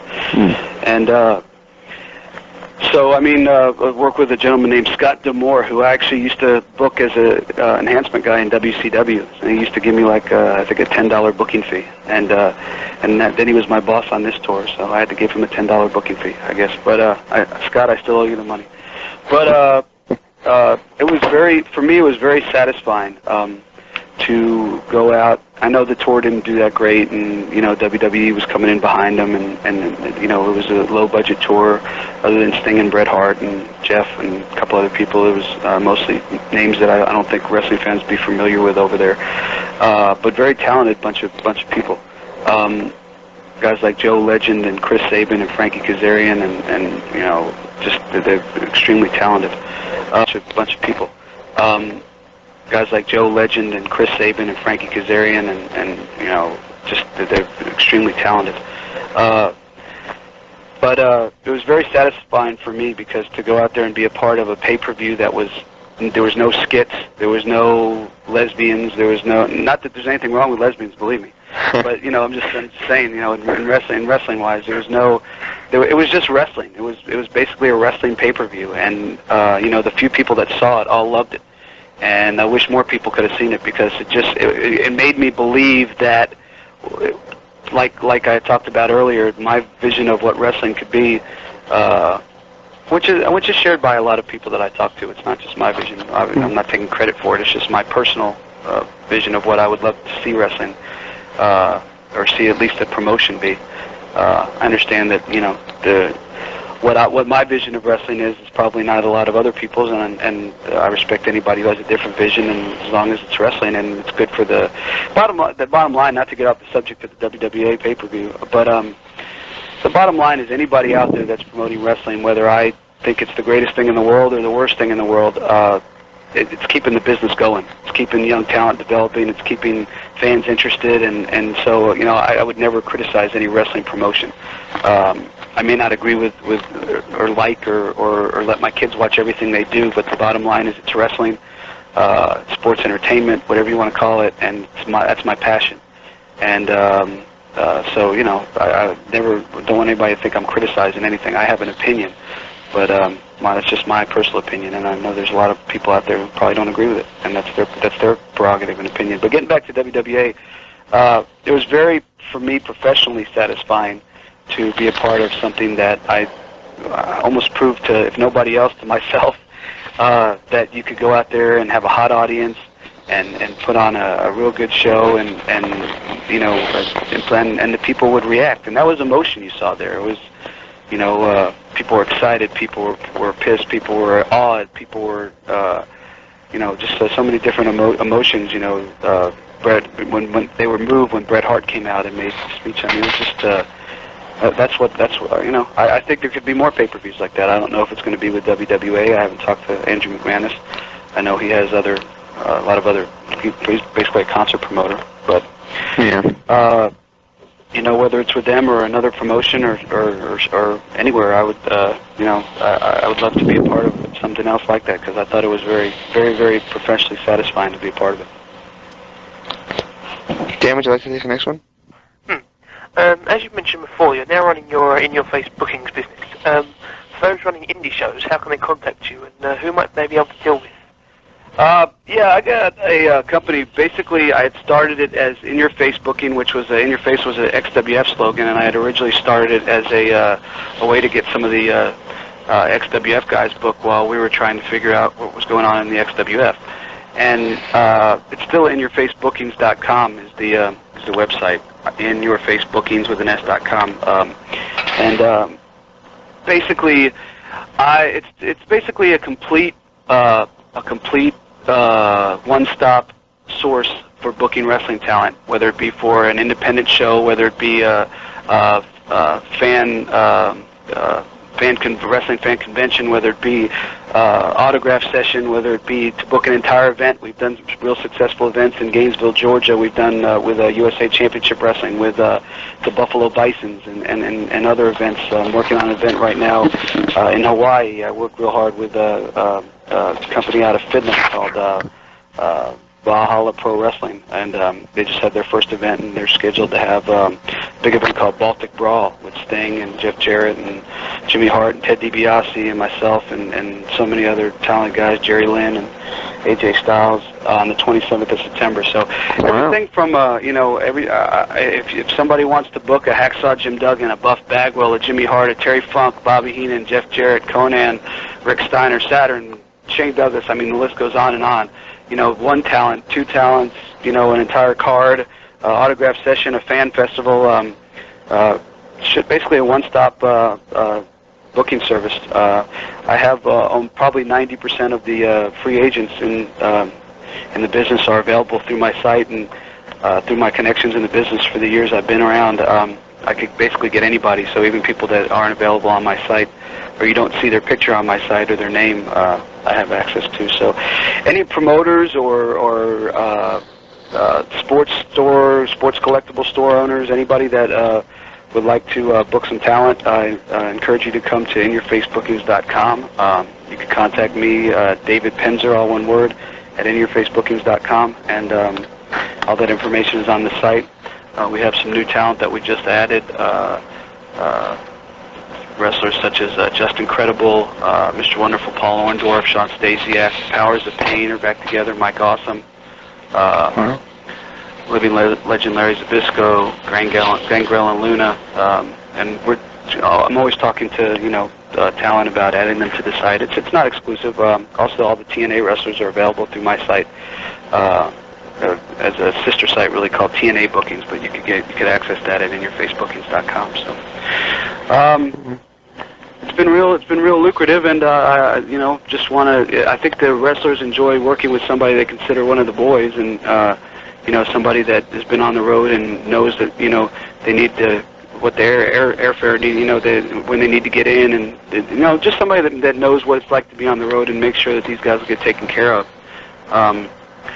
I know a lot of independent promoters like to call, if they book 6 guys for a show, they want to call them and they want to talk to them and they want to, that's part of the process and I guess part of the fun. But it takes a lot of stress off of a promoter to be able to deal with one person and have me do the rest of the legwork, or my staff do the rest of the legwork, which is calling all the talent and finding out where they're flying in and out of and flying out of, and what their real names are to put on the plane ticket, and setting up the interviews to promote the shows, and that's what we do. So I would encourage any independent promoter or anybody that wants to book any talent to check it out. You want to keep the guys working, so keep the business going, and hopefully the wrestling business will stay and become more healthy as the years go on. It's at inyourfacebookings.com. You can check out the link at any time in the contact section of theinteractiveindustry.com, which has just been added to help rotate and help the business grow with the bookings, which we've added a few studies. So yeah, it's great. Before we round up... Do you want to take it, Dan? I think I'll take it. Okay, good. Before we round up, can we give you some word associations? Sure. You can just give one word answer, or you can, if you've got a story you'd like to tell, you can do that, whichever one you want to do. Sure. First one we've got is Buff Bagwell. Buff Bagwell. Buff gets a lot of heat. Some of it he probably deserves, some of it he doesn't. He's always been good to me. He's battled some demons in his life. I think he's winning the battle. He's always showed up when he's supposed to show up for any show that I've booked him on. I think if he continues to win the battle against some of the demons that are out there in the business, I think hopefully there'll be a lot of success in the future for Buff. Roddy Piper. Roddy Piper. Roddy Piper was one of my favorite wrestlers growing up, and Piper's Pits were classic, and so it was a lot of fun and a great experience working for him. And he hired me at a time where I was looking sort of lost and looking for something to do, and will always be grateful for him believing in me, and will always consider him a friend. Sting. Sting's a good guy. Sting is one of those guys that never really let success get to his head. He's the same guy I met when I first brought the first carload of people into the where were we? I think it was the Georgia Mountain Center or the Marietta Civic Center in suburban Atlanta. But he's a good guy. He's changed his life. He's born again Christian, and he lives by what he preaches. And you know, there are some people that don't live by what they preach, but he certainly lives by it. He's enjoying time with his family, doing a show here and there, and I think he's a super guy. DDP. Diamond Dallas Page. I just saw DDP in Buffalo, as a matter of fact. It was good to see him. Page is somebody who, you know, they said would never be a star, would never be a champion, would never be a hit. And, you know, people could say that it was because he was friends with Eric Bischoff, and, you know, I guess being friends with Eric Bischoff probably didn't hurt. But there's no denying that, you know, that he had talent and charisma and a passion for what he did, that sometimes almost an over-passion for what he did, that got him to where he was able to go in the heights he was able to achieve. So you got to give a guy credit. You know, like I say, you know, a lot of what I've achieved has been through determination and craziness and just a lot of hard work, and I think Dallas Page achieved what he achieved through a lot of the same. Hulk Hogan. Hulk's a good guy. I never really got to know Hulk too well until we were working at the beginning stages of the XWF. I gotten to know him. I wouldn't say he's, you know, one of my best buddies, but I've gotten to know him, and he's a good guy. I remember that, you know, Hulk's always gotten a lot of, you know, people have always, in the internet media and the wrestling newsletter community, have always been negative towards Hulk for a lot of reasons, in a lot of ways. But I just, you know, the Hulk I know is a guy that will, you know, go sign, you know, autographs at a charity, and nobody will know about it. We'll go read The Night Before Christmas to underprivileged kids every year here in Tampa, and with all the big baseball stars and football stars and that come in and participate, Hulk still gets the biggest reaction. He's larger than life. He's just his presence is larger than life, and I think he's a great guy. It's an honor for me to be able to work with him and to be able to hopefully continue to know him and work with him. And I helped his daughter out when they were doing when she was doing her showcase down in Orlando, and that was it's a great experience too. So I think he's a fabulous person, and I think that he'll always be the Babe Ruth of wrestling. He's larger than life. He has that look with tan and the mustache and the bandana, and you know, that's just, Hulk Hogan's gonna be. You ask anybody that's not a wrestling fan, you mention wrestling, 9 out of 10 of them are gonna say Hulk Hogan. I don't think that's gonna change for a long time to come, if ever. Jeff Jarrett. Jeff Jarrett is a good friend of mine. He's somebody I got to know pretty well in WCW. We've sometimes had philosophical differences of what wrestling should be. But Jeff works real hard.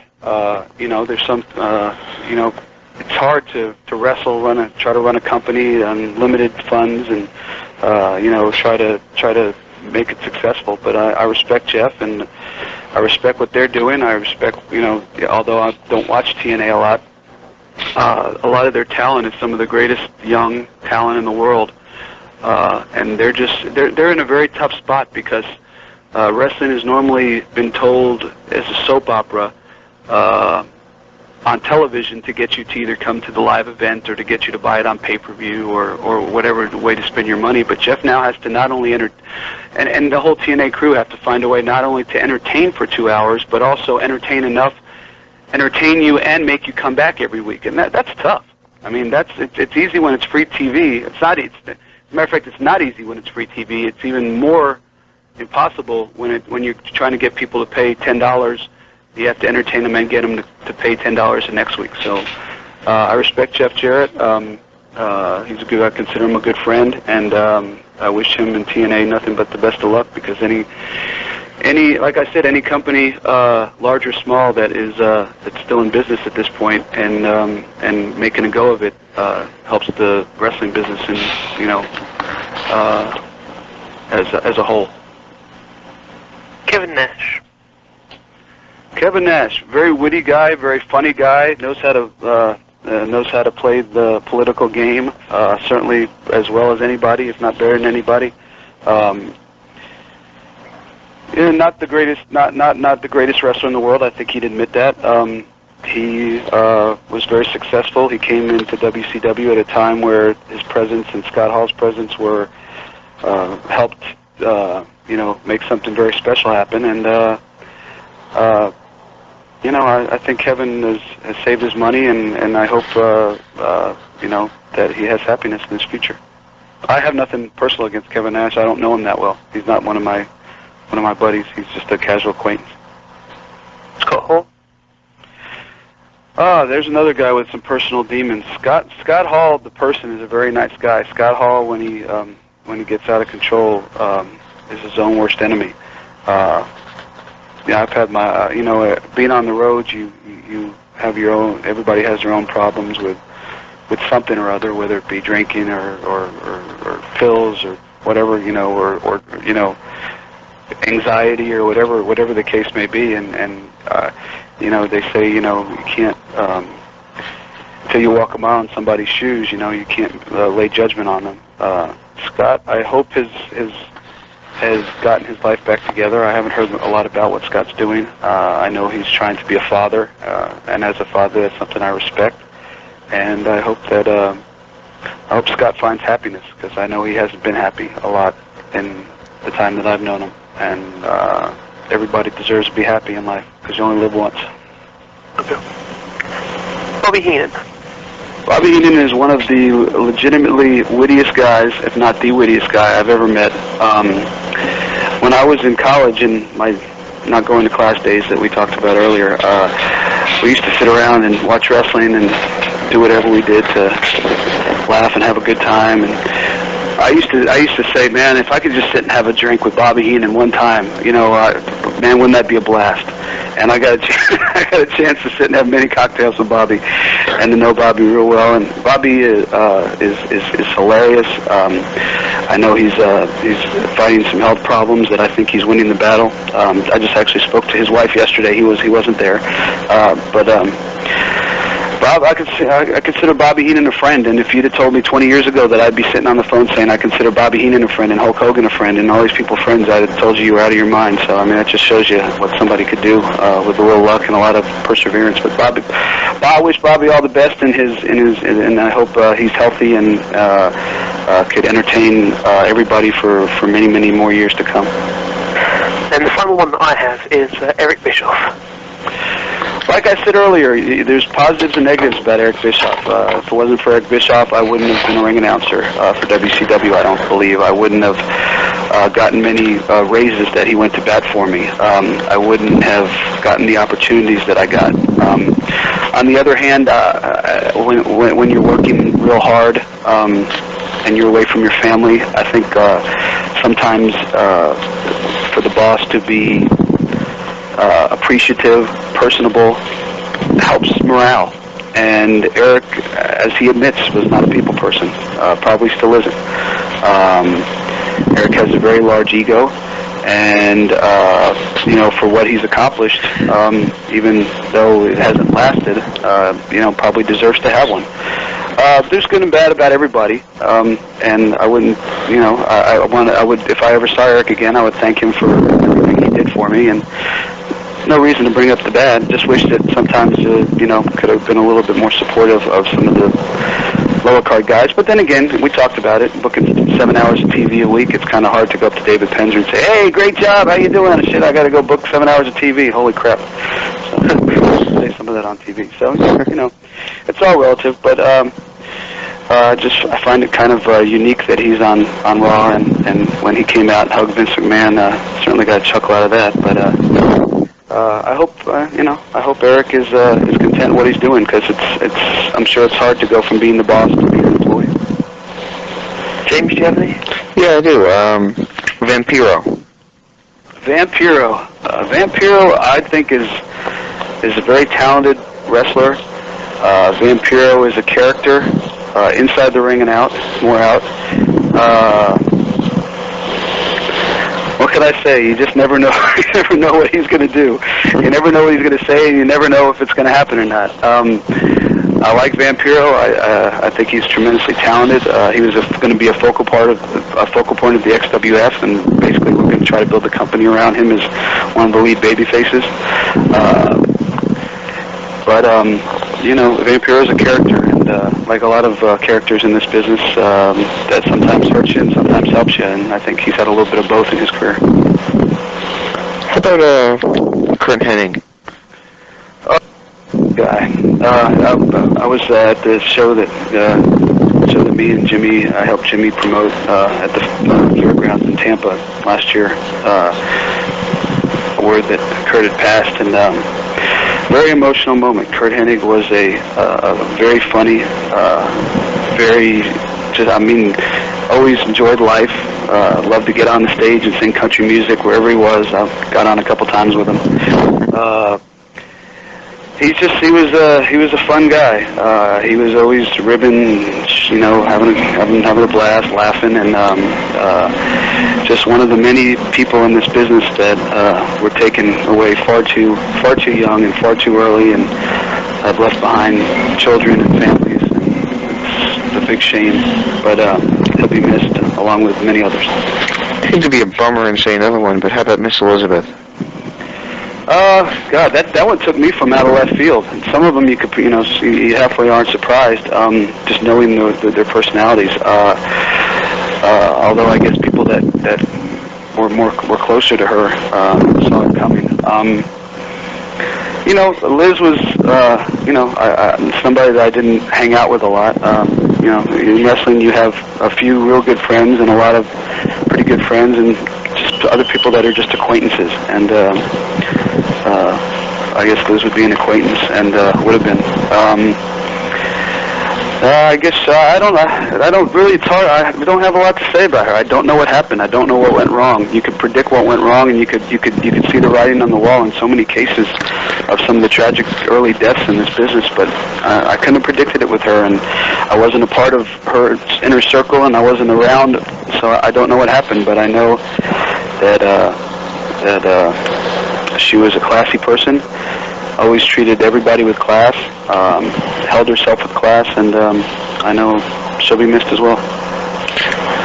I don't have any more word associations, but I do have a question. One more. Do you? Sorry. All right, go ahead. Lillian Garcia. God, she sings the national anthem great. I've been practicing, but I just can't get the national anthem down as good as she can. The bottom line is, there's a lot of, I probably know where you're going with this. As a ring announcer, she announces the matches. I don't know what they do off camera. I remember when I did Nitro and I came back afterwards, Shane McMahon shook my hand and thanked me, which was the first time somebody in charge actually thanked me after a show, which is the last time. But he made a comment about how couldn't believe how I worked the crowd. And anybody that's seen my style, I'm more of an MC than a ring announcer, and I'd get the crowd hyped up between matches and before the show, and I almost had to. Almost was not anything I invented. When you're doing a 3-hour Nitro and then a 2-hour Thunder, and then we did Nitro and Thunder back to back. You almost have to be a cheerleader and an entertainer and an MC and an announcer all in one. I don't go to their shows. I don't know if that's what they do.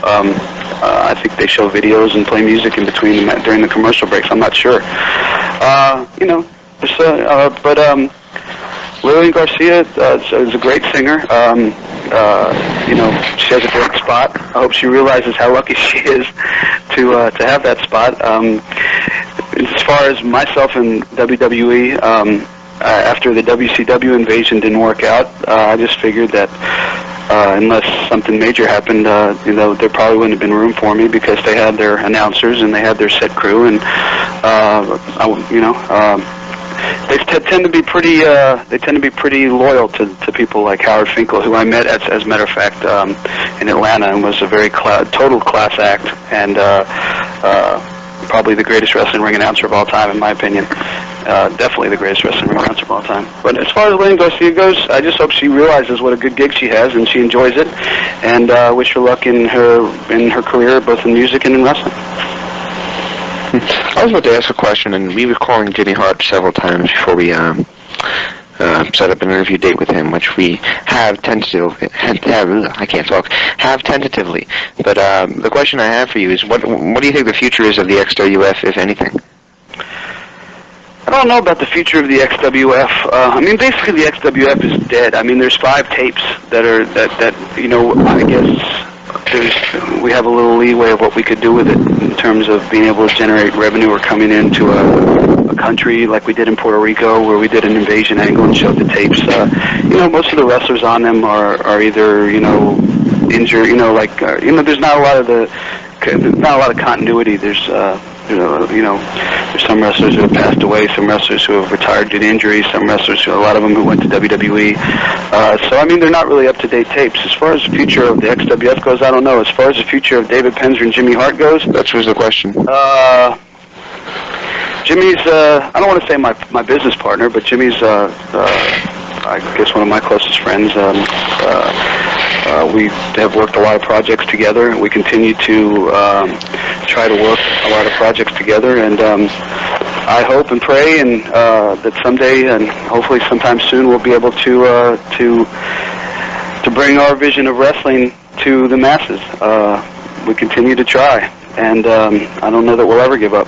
I don't know we'll ever be successful in getting there either. So, you know, but we keep it rolling, and Jimmy's a great guy. Jimmy is the hardest working person I've ever met. This guy is up at the crack of dawn, even if he has no sleep. He could go to sleep at 5:30 in the morning and be up at 6 anyway. I mean, you know, just, you know, we'll do radio interviews and television promote. I mean, just the hardest working guy. Has a great mind for wrestling. A super nice person. I consider him a very close friend and a mentor. And just whatever happens with me and Jimmy or anything, I hope that Jimmy is, you know, has continued success, because the guy could, you know, he does it all, man. He can manage. He could do an interview. He could produce an interview. He could produce theme music. He could sing. You know, keep on dancing. He could do it all. He's a fabulous person. And you'll have fun interviewing him. Oh, we're looking forward to it. Dan, is there anything else? Nothing that I can think of yet. Well, we really appreciate this. And if I could just say one last thing. Sure. You know, you asked me to do this interview, and I wanted to do it to help not only promote the in-your-face bookings, but also, you know, I'm going to, as we've discussed, we try to hook you up with some interesting people to interview. And what you guys do for the business is great, and give the fans a chance to see, you know, the inner, you know, what goes on in the minds of David Penzer, if anybody still cares, or a Perry Saturn, or a Jimmy Hart, or whoever, the people that you've done.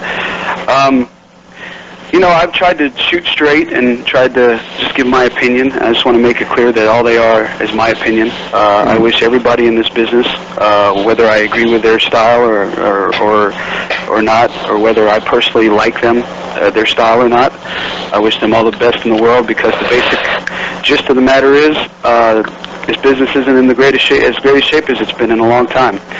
And being a diehard wrestling fan, I hope to see the business rise back up and be in a lot better shape. And that includes WWE and TNA and Ring of Honor and anybody else that would come along. And so if I say anything negative or talk about my opinions, I don't want that to be misconstrued as being negative towards anybody else, because I wish the best for the business. I wish the best for the boys, and hope the wrestling will stay strong. And in your face bookings, give me a ring. Absolutely. We'll put the link on the website if we haven't already. And get that link back up, man. In the contact section, and the banner is in the banner rotation. You're the man. As of about an hour ago, I think. Hey, do me a favor. When you interview Roddy, mention my name. In the word association. I'm interested to see what he has to say. All right, sure. I'll tell you what he has to say. And mention it to Jimmy, too. Hell, mention it to everybody. Let's see who likes me and who hates me. Yeah, we'll write it as a default. I've been doing that with one of my other friends, too. So, once again, thank you very much for your time in this interview. It's actually been great. So, I hope you enjoyed it. It's just me babbling. Well, stay tuned for more from the Interactive.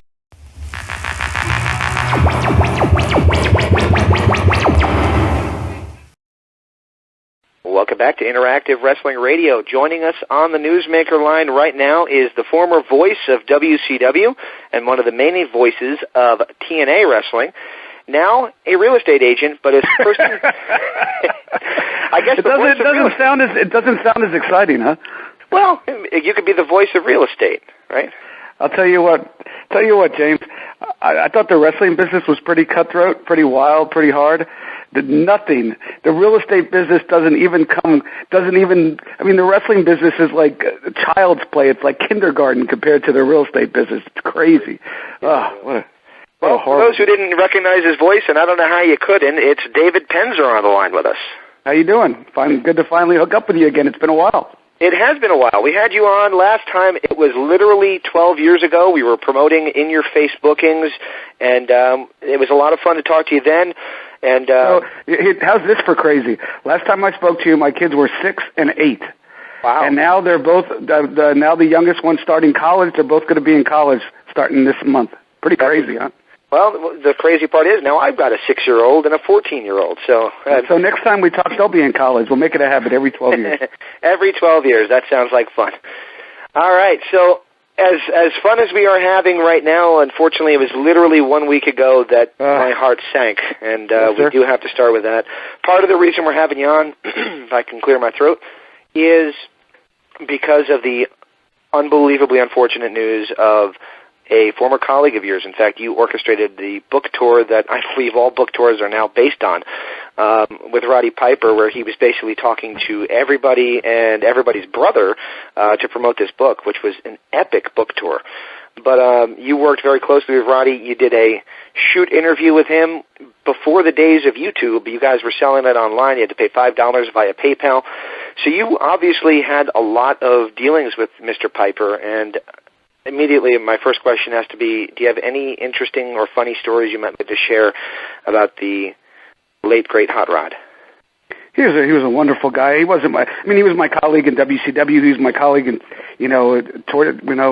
but he was my boss. Let's make no doubt about it. He paid me nice money to run a tour, and I worked for him. And he was a tough boss. He knew what he wanted, and he wanted to saturate the entire country and Canada with this book that came out about a decade ago.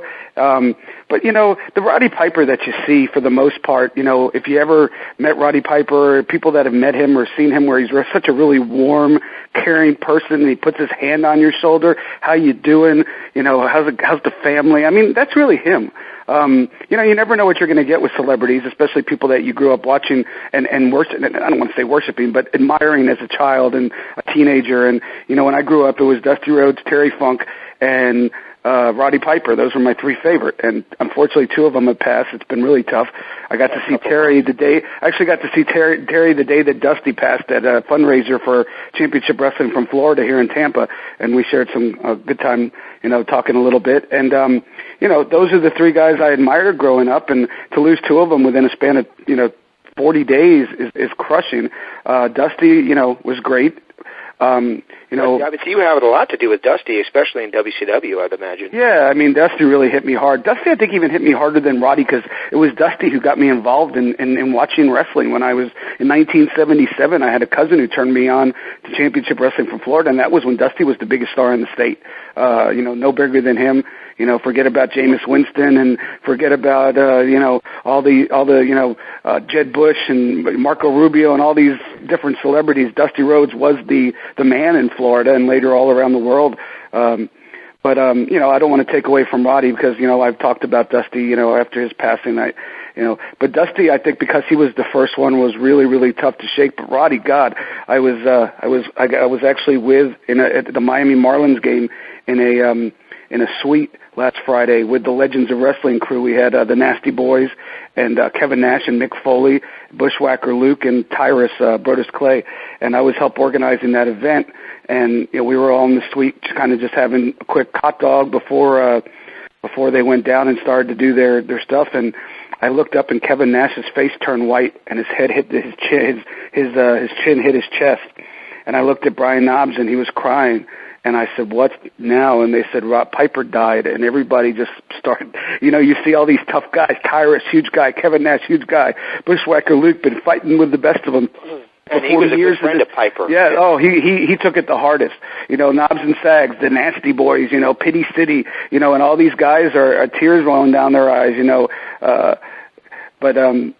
for me, it's a regular occurrence. I have an 18 and 20-year-old kid. I'm crying. No, I'm kidding. But it was really emotional and just pure emotion because, as a fan, he was one of my favorites.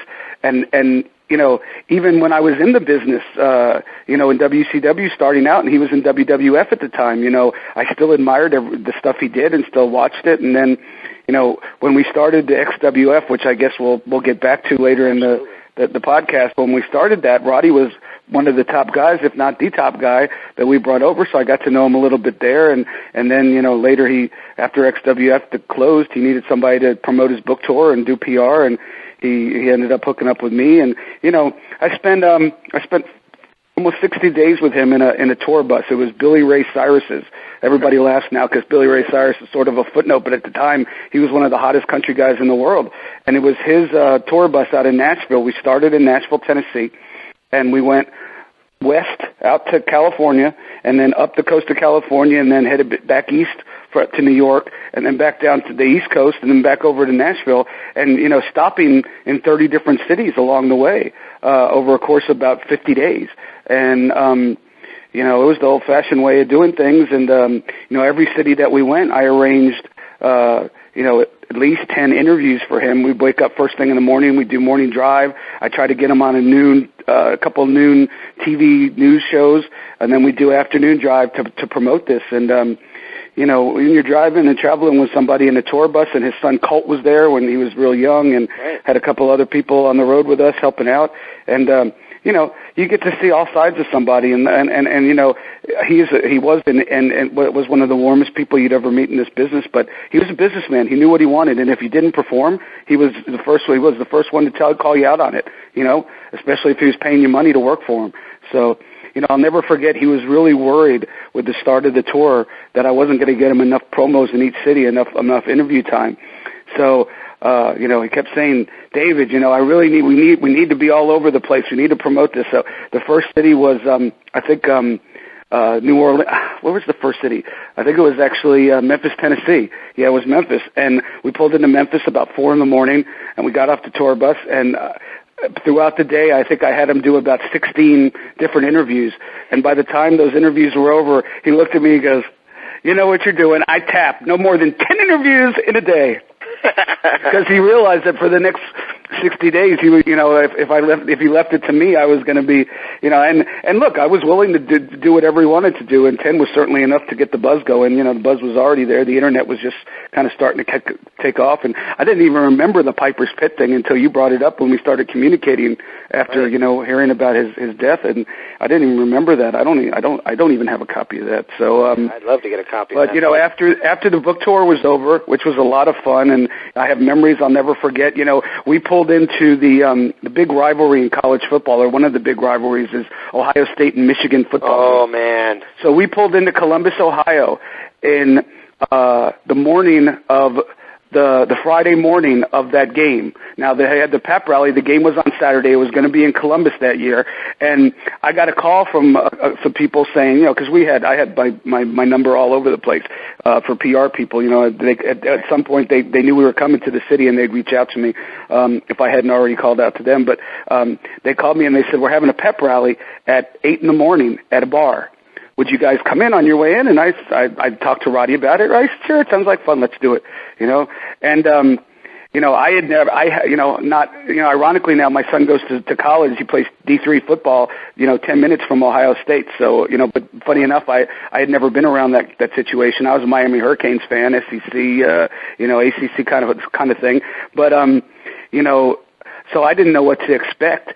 So we pull up at about 7:30 in the morning. I got up the tour bus to set up the whole thing, and there's 5,000 people packed in this bar at 7:30 in the morning, absolutely zonkered out of their mind, one worse than the next. I've never, to this day, seen anything like it. And we play, they got on the microphone and we played the music, and Roddy came in and he gave some, said some things about, go Ohio State Buckeyes, beat the hell out of the Michigan Wolverines, and that was one of the highlights. Another highlight was getting a bunch of what's the instrument? Pipers. What's the instrument? Bagpipes. Bagpipes. A bunch of bagpipe players. We had 10 of them that walked Roddy down Times Square in New York City to the where we were selling the books. I forget where it was, but it was I think it was the Hard Rock Cafe or something like that, playing Hollywood, one of those two.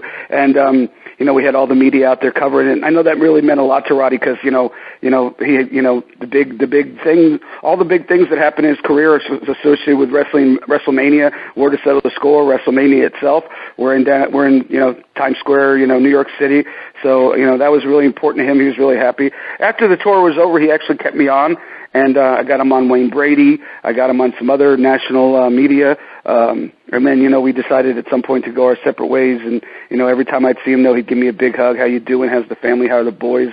I'd ask him how Colt was. Actually, the last time I saw him was the Gathering of the Juggalos a few years back. Yes. I saw that on YouTube. Yeah, it was supposed to start at 12 midnight, which I guess is a yearly thing that it's supposed to start at midnight and it doesn't start till 3 a.m.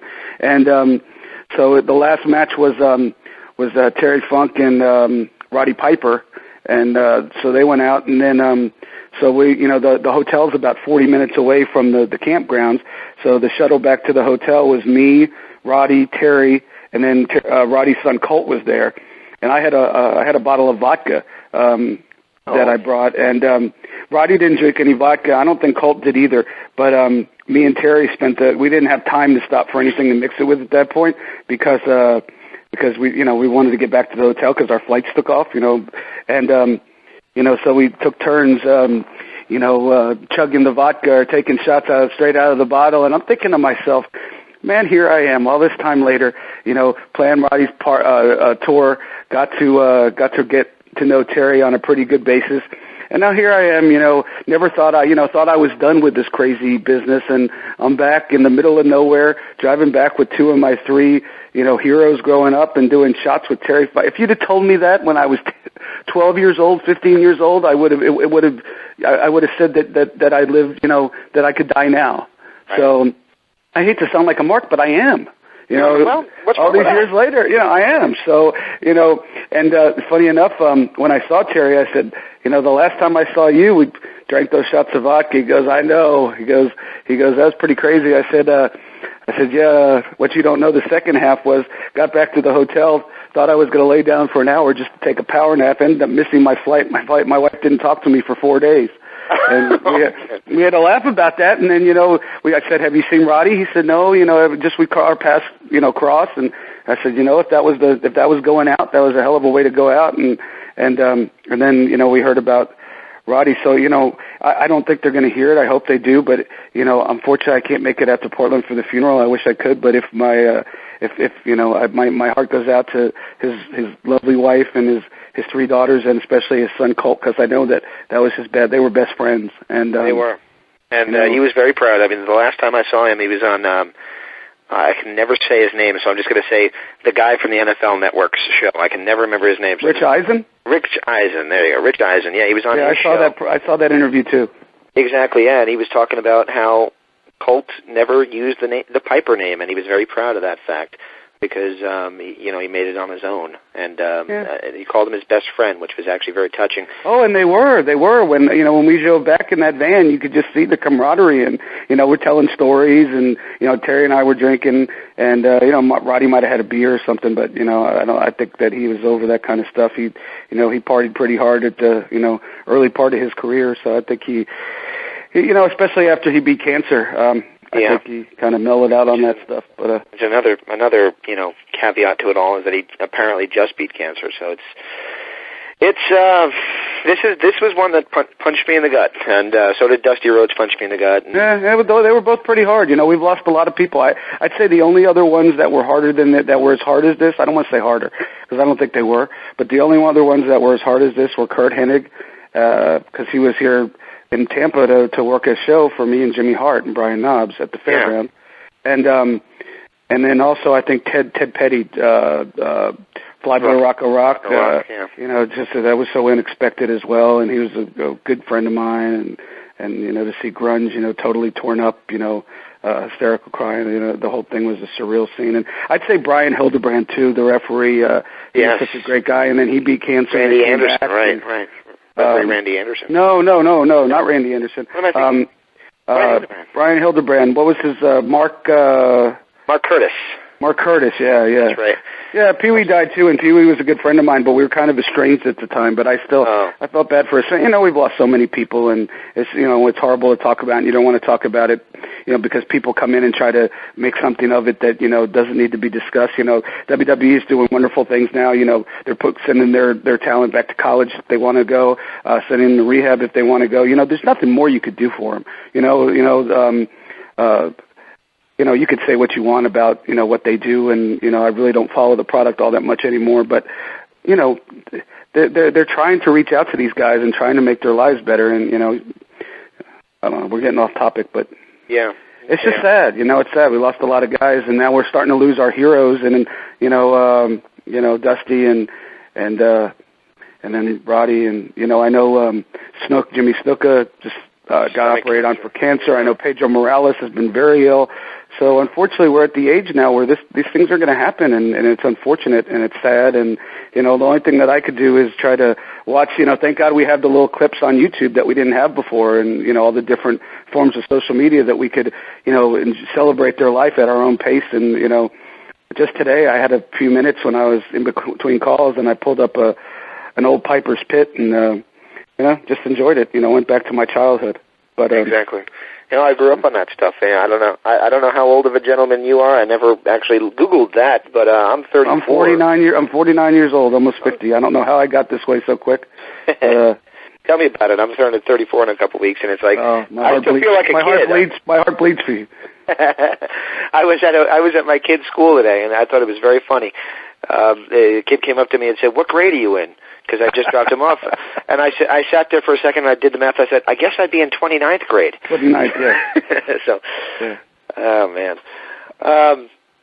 So getting back to more your story, and by the way, for my note, my wife is the one who told me about Roddy, and the night before he passed, well, I guess the night that he did pass, I had a dream that a family member went, and I couldn't put my finger on who it was, and it kind of was ominous because it turned out to be somebody that, even though I've, spoken to them all at one time, I never knew him. He was not by any means family. He was not by any means a friend. He was not a surrogate, family member or anything like that. I just knew him from watching him for all those years on television.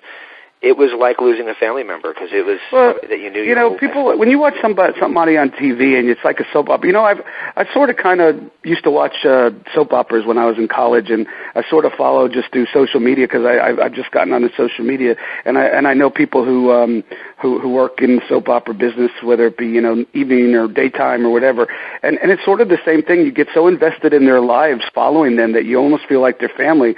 And not to totally change the subject, but Tony Geary, who played Luke Spencer on General Hospital for a little while. The scary thing is, I was just about to say Luke and Laura. Yeah, that's really scary. Who played Luke Spencer, and I actually watched the episode. I DVR'd it and watched it that he left, and it's sad. You feel like and I'm not even a serial soap guy, but but it's the same with wrestling. Whenever you're involved in a sports entertainment, whatever you want to call it, drama, and you're following these guys, and especially with today's social media, where you get to know their families. Back in the day, you didn't know anything about them other than what they showed on the TV. But now with social media and all that, you really get an insight into who they are and their life on a daily basis with podcasts, and everybody and their brother has a podcast, and they're interesting. I enjoy listening to them. But you get to hear Roddy talk about what he did that week, and his family, how proud he is. You get to hear Ric Flair talk about the old stories. I heard a Ric Flair podcast with Kevin Sullivan. I mean, I was half the stories they told, I was there. And so it's like, that's what happens, when you drive down the road with these guys and you tell the old stories. But now the fans are lucky enough to get to hear those old stories, while the two guys like Rick and like you're actually in the car driving with them. It's fantastic, but you really get an insight into their lives and who they are behind the scenes. And yeah, you feel like they're family. And, you say what you will about social media, positive or negative, but it really gives you an insight into the people that you enjoy watching. And my wife likes different people, on Twitter, and I follow different people's sports and fantasy sports and wrestling and all that stuff. But you get an insight into their lives. Sometimes you like what you see, and sometimes you don't. Exactly. I was on social media last night, and I was watching the debate, the Republican debate, and there were some people that I thought I thought I wanted to follow on social media, and I have to rethink that now. If you're going to watch it, at least give it an open mind, and if you're not going to watch it, if you don't want to give it an open mind, then change the channel. Watch something else. I had there's a band that I really like. You probably know who they are, LA Guns, and sure. I really like that. All the members of the band, and then I saw one of them talking about politics. I'm like, stick to playing the guitar. Just stick to playing. Yeah, it was somebody who was I don't want to say who it was, but it was an actress who I really enjoy, and it was all down the every commercial I'd go and see what people were talking about, and it was just like hammering. So I wrote to them. I said, and I don't know if they saw it or not because you never know with social media, but I wrote back to them on one of the comments, and I'm like, I'm new to social media. It's 2 weeks, seriously, so I have no clue what I'm doing.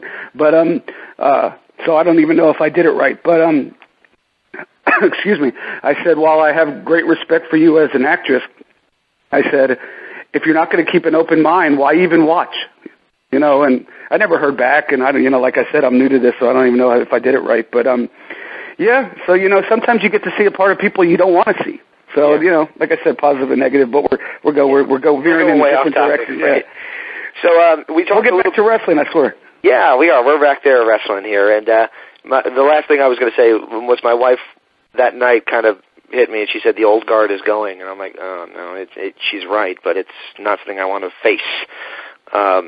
Well, and even, not to swerve, but even, with this Hulk thing, with his name being tarnished, and so you think about the heroes of our day, Hulk Hogan, Roddy Piper, Dusty Rhodes, and within a span of 2 months, 2 passed, and one, has gone through a horrible, I don't want to say tragedy, he said some bad things, but went through a situation where his name is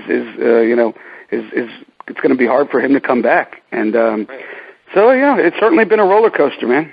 It's been rough. Just one of these days, I'd like to go out wearing a wrestling T-shirt, not because I'm celebrating their death or defending their name from being remembered. Because it's like I had to wear a Hulk shirt the day after the tape got released, and the Hot Rod shirt, of course, I had to wear out the day of the. Well, the funny thing is, I have so many pictures with all these celebrities that I met over the years, and I've been on Facebook for a while, but just friends and family, and try to promote my real estate business. And so I've been putting this Throwback Thursday stuff on, pictures with Donnie and Marie Osmond and James Brown when he was came to visit WCW and all this different stuff. So when we heard about Dusty, I went back and looked. I never took a picture with Dusty Rhodes. This is my hero growing up, one of my childhood heroes. So when Roddy, I never thought I had to. I never thought I would need to post it. And then when Roddy passed away, I spent 2 months with this guy on a tour bus. Never took a photo with him. Right. Yeah, I actually Googled to try to find a picture of you two together to put it up when I was promoting the fact that we were going to have you on, and I had trouble finding one. I think there might be 1 or 2 out there somewhere, but it's you and you guys with somebody else. So you're right. That's cool. At this point, I'll take that. If I can find it, I'll send it your way. Yeah, please do. I'll take it at this point because, it was awesome, man. It was an awesome 2 months and traveling. It's kind of cool crisscrossing the country on a tour bus. I always wanted to be a tour manager when I was a kid, either in the wrestling business or a tour manager. So I sort of got to live that. Got to live that dream too. Yeah, but I always wanted to be a tour manager. I thought it would be cool to go from town to town on a tour bus and visit different cities real quick and promote stuff. And so I kind of got to live that dream too. So if it wasn't for Roddy Piper, I never would have had that opportunity. So I appreciate that. Very cool, very cool. Well, let's talk a little bit about you since the last time we talked. All the social media is way more exciting than me, but okay. Well, taking a step back to your time just before we had you on. We had you on in 2003. You were doing a booking agency at the time. But you said something interesting to me the other day while we were chatting online, and that was that you moved to Tampa because of the XWF. Yes. Is that true? They actually paid for my move. I've moved probably 20 times in my life since I, got married or was dating my wife, living with my wife, and that was the easiest move we ever had. They came in my house, they packed up everything, they took it out. When we came down to Tampa, they said, "Where do you want this? Where do you want this?" We didn't have to touch anything. It was easy. But XWF paid for that, and I was renting a house when we first moved down here, and then later bought one in North Tampa.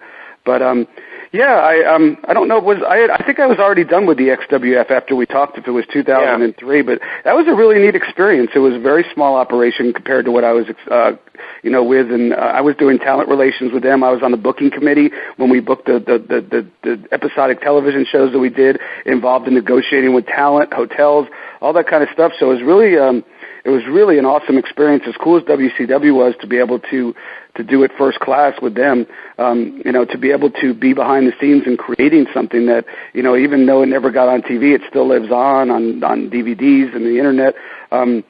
It was awesome.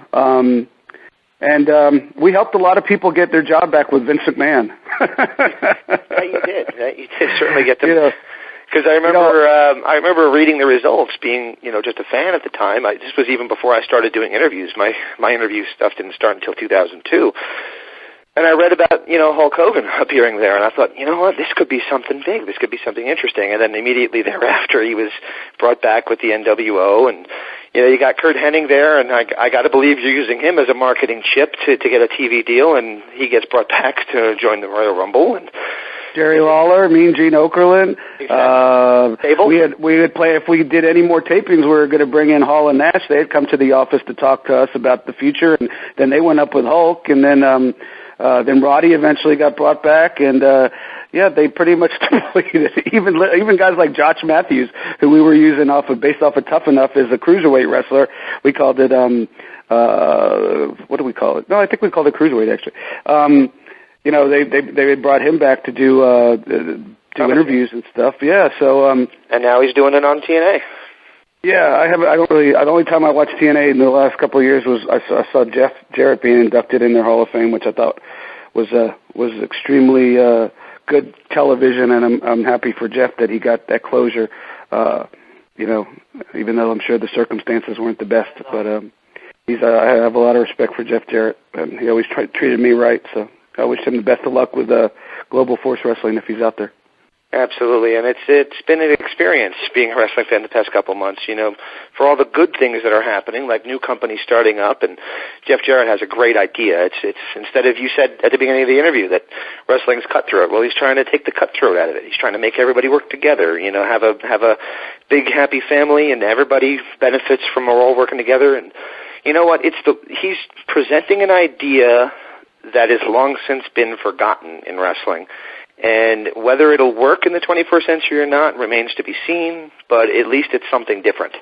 Well, you're not going to fight the machine on your own. I don't care how much money you have. I don't care if you have Turner money. I don't care if you have Steve Jobs money. I don't care who you are. The WWE has spent the last 84, 94, 2004, 30 years building that machine. And whether you like what they have on or you don't like what they have on, or you like that they don't push certain guys or you don't like it, or seen a fan, not seen a fan, on and on and on. They're a juggernaut. They're a public company worth at least $750 million, if not more, depending on the day. So, you're not going to beat that. So, the old saying, if you can't beat them, join them, so if everybody else underneath comes back together, they tried something like that, Pro Wrestling USA back in 86. I remember that, AWA and but back then, everybody was coming off, a heck of a run, this was, a familial situation where Vern Gagne, was going to give his company to Greg Gagne, Jim Crockett Sr. gave his company to Jim Crockett Jr., Eddie Graham was going to pass his down to Mike, Vince McMahon Sr. to Vince McMahon Jr., Fritz Von Erich to the boys, we're talking about not a good run, we're talking about a run of your whole lifetime. And, all these territories were pretty hot, and then, so trying to work together was tough because the egos were still there. But, now everybody is, if you're not WWE or, New Japan or AAA, but they're not in the United States, and you want to be competitive in this country, and even overseas, you have to start from scratch. So maybe everybody's starting from scratch, trying, or almost scratch. Ring of Honor's been around for a while, but they kind of lost their way for a while, and then kind of now, under Sinclair, trying to build up again. maybe now the egos won't be as big. I hope so, because, it's great to have an alternative. Everybody says, screw TNA, FTNA, that. It's not my favorite show. I'm not going to lie, but I remember being there and having a job and losing it in a business that I loved and having a family and trying to figure out how I was going to support them. It's not fun. Nobody should hope that they go out of business. That's ridiculous. You don't have to like the people in charge if you don't like the direction, but nobody should wish that on the guys that have no control, because there's 98% of the people in an organization have no control. Exactly. And if you also take it from a fan's perspective, when WCW was around, everybody was happy because at least there was a second choice. Now, I'll be honest with you. I don't know if everybody was happy. There was a lot of miserable people back then. Well, you guys were overworked and doing 2 TV tapings at a time, and it was a rough time at the end. I understand that, but time is. They say in the time heals all wounds. I don't know. I don't remember a lot of my interview with you 12 years ago, but I think I was in a cathartic state back then. But I don't remember the bad anymore. My mind over the course of time has made that go away, and I just remember the good times now. And I'm really glad that I hope that everybody else, and I think everybody else involved, just remembers the good times. Maybe Eric Bischoff was a little too close. I don't know. I've never talked to him about it, but I hope everybody else just thinks about the good times, because life's too short. Exactly. Well, what I was trying to say is... But back then, just not to cut you off, but just to finish the point, back then, the emotions were really raw, and there was a lot of stuff that went on that I think was, cutthroat, hard to deal with, like you said, overworked and I would say underpaid, but that's not the case with WCW. No, not at all. No, what I was saying is, as a fan, I was there, and I remember arguing with people the very night of the simulcast, as they called it, when WWE took over, and arguing with people saying, well, now we're going to get to see the Magic matches. We're going to get to see the Super Bowl of wrestling. And my exact comment was, and then what? Well, you didn't even get to see that. You had to wait. You had to wait till this past WrestleMania. Yeah, to see Sting, to see an age Sting, Sting with the NWO versus Triple H with Degeneration X. You had to wait till 2014 to not 2014, 2015 to see it. So. And the booking, by the way, if you want to get into the booking, was horrible. That was the whole.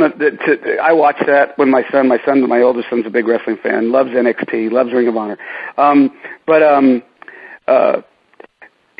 I from a nostalgia standpoint, I got a kick out of it. I mean, I lived it. So from a nostalgia standpoint, I thought it was cool. For those who get hung up on the booking, it didn't make a lot of sense. But I think they were trying. I think they were trying to put. I hope at least they're putting the nail in that whole debate and that whole any anger or resentment. I hope that put a nail in it, because, like I said earlier, life's too short. Move on. You won. You won a hell of a long time ago. Yeah, you won, and it was a long time ago, so Well, I understand, because they never had Sting, so they wanted to put, they wanted to tell the final story. I get it. I get the whole, I can't even think of the word behind it, but, sorry, I can't think of the word, but, I get it. But, you won, move forward. Exactly. Well, hopefully they can, and hopefully they can do more than just sell merchandise to us old WCW fans of Sting, and do something productive with him now that they got whatever they wanted to get out of, the final nail, as you put it. I mean, it was a cool scene to see, Hulk and Nash and Hall walk out, especially the problems that Scott Hall has had, and then to see Gigi and Rich works out, and whose side is Shawn Michaels on, and all that stuff. It was a fun visual. I enjoyed it. You just can't get too into the nuts and bolts. Yeah, if you sit there and try to figure it out, and I think I had like a Jim Rome quality outburst when it happened. I'm like, but they didn't work together. He was against the NWO, and I mean, doing all the whole angry Mark thing that I was doing at the time. If you get into that, you're going to have a problem. But if you just sit back, I looked at my son and I said that was a really cool visual. Yeah. All right. Well, you mentioned TNA a few times, and since our last time talking, you actually worked there for a long period of time, a long stretch. I guess my question is, what did you think of what they were doing at the time? And you said it's not your favorite show now. What caused your departure? Because it seemed abrupt. Well, I the honest to God answer is I don't 100% know. I think I know, so I'll tell you. But you want me to let you know, tell you how I got there first? Sure. How'd you get there? Okay. Well, if you remember, Shane, JB with Jeremy Borash was doing the ring announcing. He had been with them from the beginning, and Shane Douglas was doing their backstage interviews. Shane had some personal stuff to address, and so they needed a short-term fix. So I got a call from Jeff Jarrett, who I knew from WCW and different stuff from In Your Face Booking, and so he called me because I lived in Tampa. So he said, "You want to come announce?"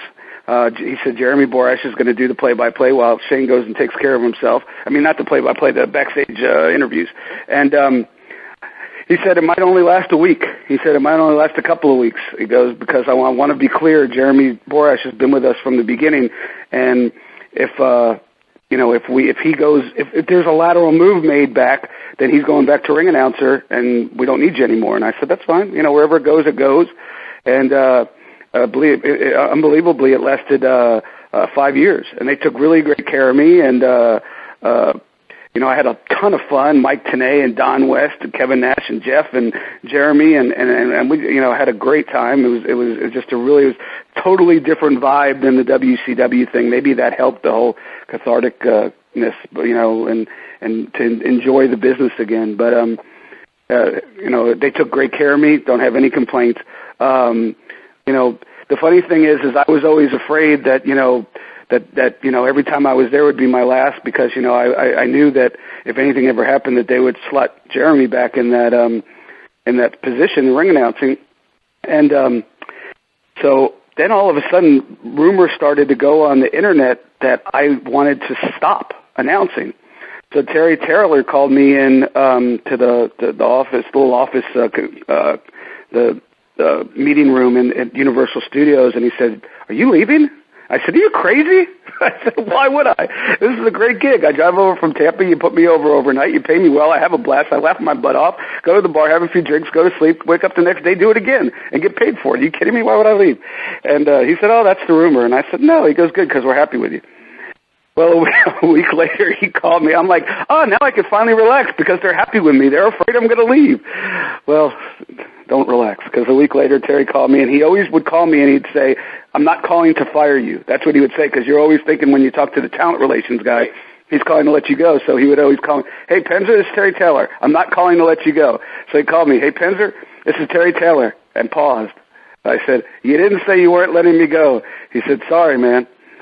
He said, "You're not getting fired. It's a lateral move." What I think happened is I think they were cutting costs, and at the time, and I think they decided, if you notice that they had moved away, Eric Bischoff and Jason Hervey were there, they had moved away from having Jeremy do the actual backstage interviews, and they had a new kind of format they were working with, where they would just have Jason Hervey off camera ask a question and let them, cut the promo. And so they figured, what are we paying David Penzer for? And Jeremy's already on salary, and he could do the ring announcing because he's not doing anything else, because we're not doing interviews with him anymore. So I kind of think that's what had happened. And then at some point, when Eric left and Jason left, they moved Jeremy back to do interviews, and Christy took over, who was there working with the women. So, but it's all good. It's all good. I was always told from the very beginning, when Jeremy needed to slot back, we weren't going to use you anymore. So it wasn't a problem. I missed the guys. I missed the money. But at the end of the day, it was a hell of a 5-year run. It was, and except for maybe one night with the Kurt Angle incident. So. Oh man, that had to be. He felt really bad, and they actually threw me an extra nice bonus for that after I got the living crap beat out of me and my face swelled in 2 different places. But Kurt lays it in. He really does. And the funny thing is the ankle lock, which looked, if you would have looked on TV, the ankle lock looked devastating. I didn't feel that. It was the clothesline, and then when he hit me in the face with my shoe. But things happen. It's professional wrestling. It may be scripted, but it's certainly not fake. And you can't fake beating the hell out of somebody with a shoe. And trust me, my cheek knows that for a fact. Who hits harder, Chris Jericho or Kurt Angle? Oh, not even close. Kurt Angle. Hardest I've ever been hit in my life. Chris Jericho's easy, piece of cake. There you go. I remember he threw the hissy fits a lot, and his shtick was taking your chair and throwing you over. So that's why. Yeah, that was about 90% of Jericho's idea, but we used to travel together at the time, and we talked about doing it. He wanted to turn himself heel, and it was kind of during the time where, and if you weren't a top guy, a Nash, Hall, Hogan, Giant, Savage, Piper, type of guy, Lex Luger, Sting, that I hate to say it, but they really didn't care what you did. So he kind of booked that on his own. He asked permission if he could do it, but that wasn't something that the booking people came up with. That was sort of Chris asking permission to go into business for himself, and it got him over as a heel. So it was fun to be a part. It probably launched him to Y2J. Absolutely. He's a very smart guy. He's had a lot of success, and if you'd have asked me back in the day when I was there, who's one of the guys that is going to be successful and still making good money, 20 years later, I'd have told Chris Jericho would have been a name I'd have given you.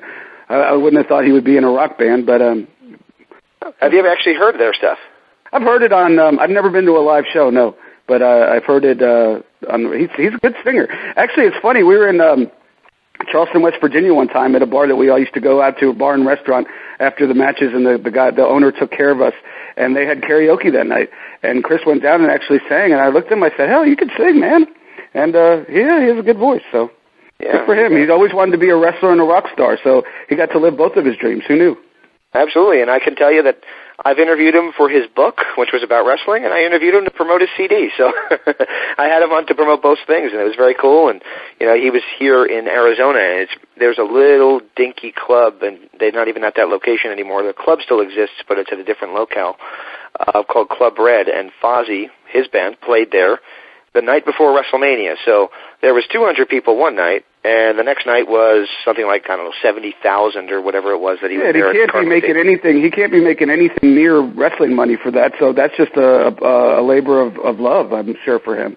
And I'm sure he makes some money from it, but not the kind of money he could make. I mean, heck, he could do an autograph signing, and make probably 5 times the money that he makes to do a Fozzy show. An autograph signing's a lot easier than running around stage for 2 hours singing. It is. That's why a lot of guys choose that. I mean, oh my gosh. Oh, wow. Well, we've had you on for a little while. You mentioned that you are just starting out with social media in terms of your own name, and I did see that you have your own Facebook page that is public to the public, where you can go and like it. Did you want to tell people where they could find that and tell people that it actually is you? I think the Facebook fan page is David Penzer WCW, Facebook.com/David Penzer WCW. And, I'm starting slow. I think I started about 2 weeks ago. I think I have 30 followers on Facebook, and I think I just hit 70 on Twitter. Twitter is at David Penzer.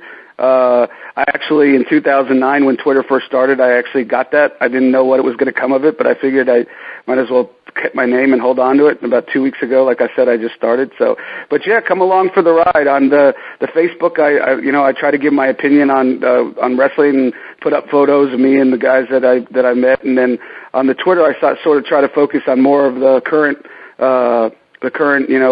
up to the minute type stuff, everything from fantasy football to the political debate to Mike Tenay's new podcast and different stuff I'm doing. So yeah, it's Facebook, David Penzer WCW, all one word, and Twitter, David Penzer, at David Penzer.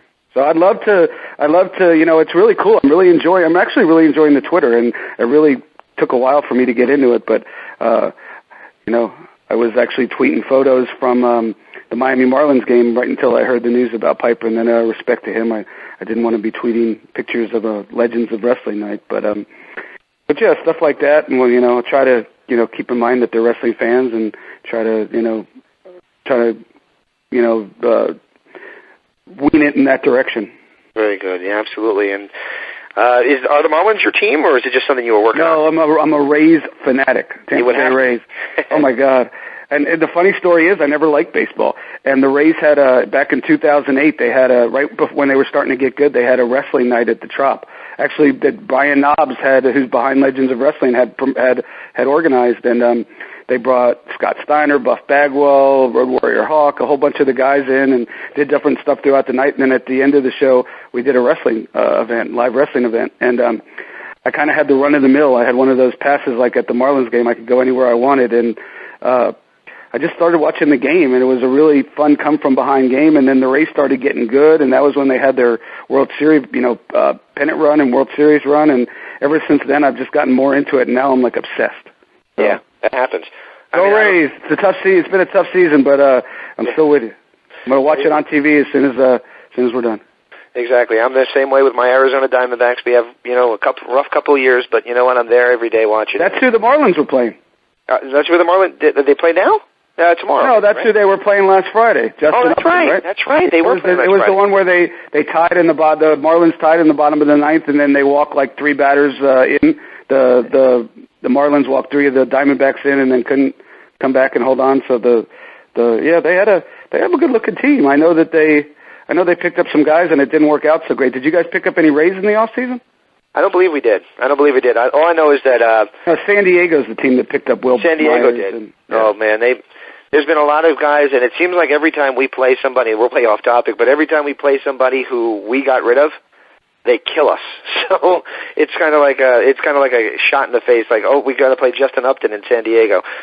This year, I know nobody on a wrestling podcast wants to hear about Major League Baseball, but this year it seems like the wrestling of the old time, where you have a few stars, and then the job guys underneath. So there's some teams that are stacked after the trade deadline, man. You got the Mets, you got the Cardinals, you got the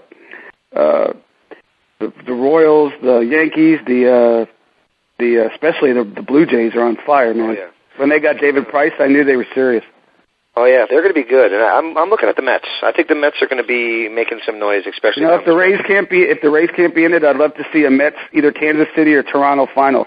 Let's get some new blood in there, man.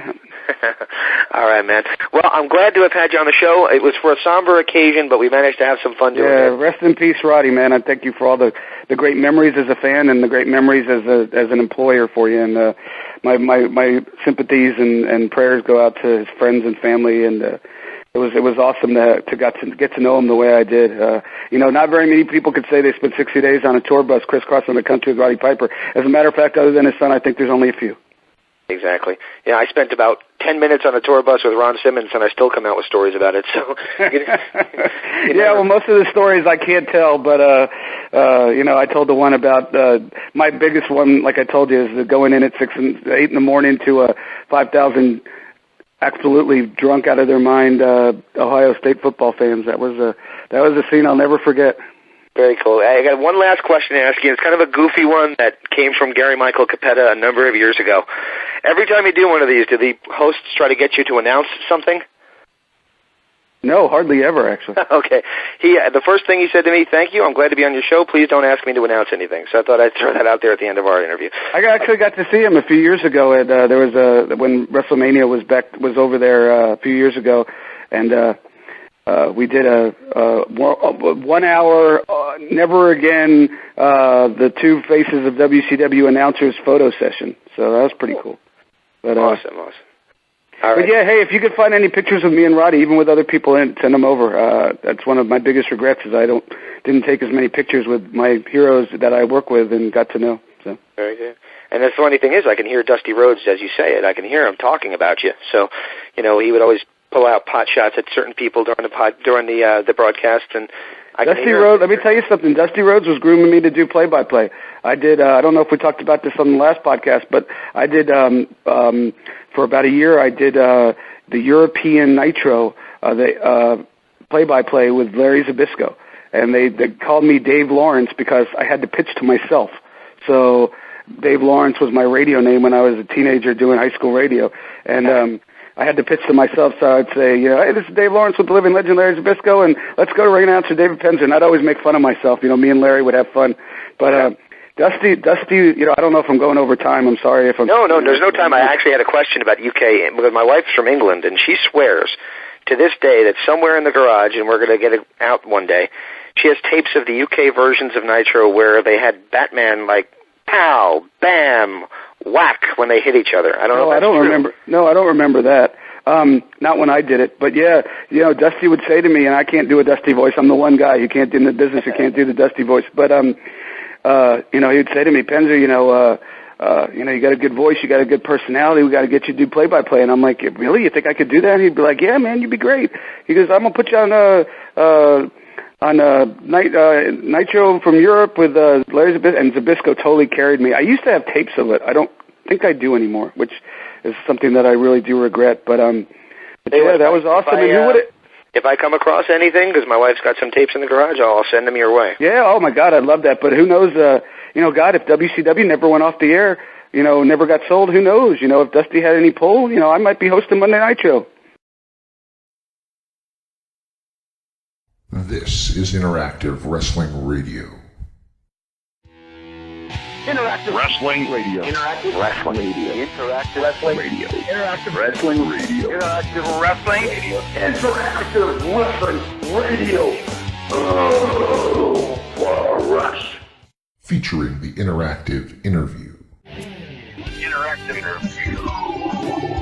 Interactive interview. Interactive interview. Interactive interview. Interactive interview. Interactive interview. Oh, yeah.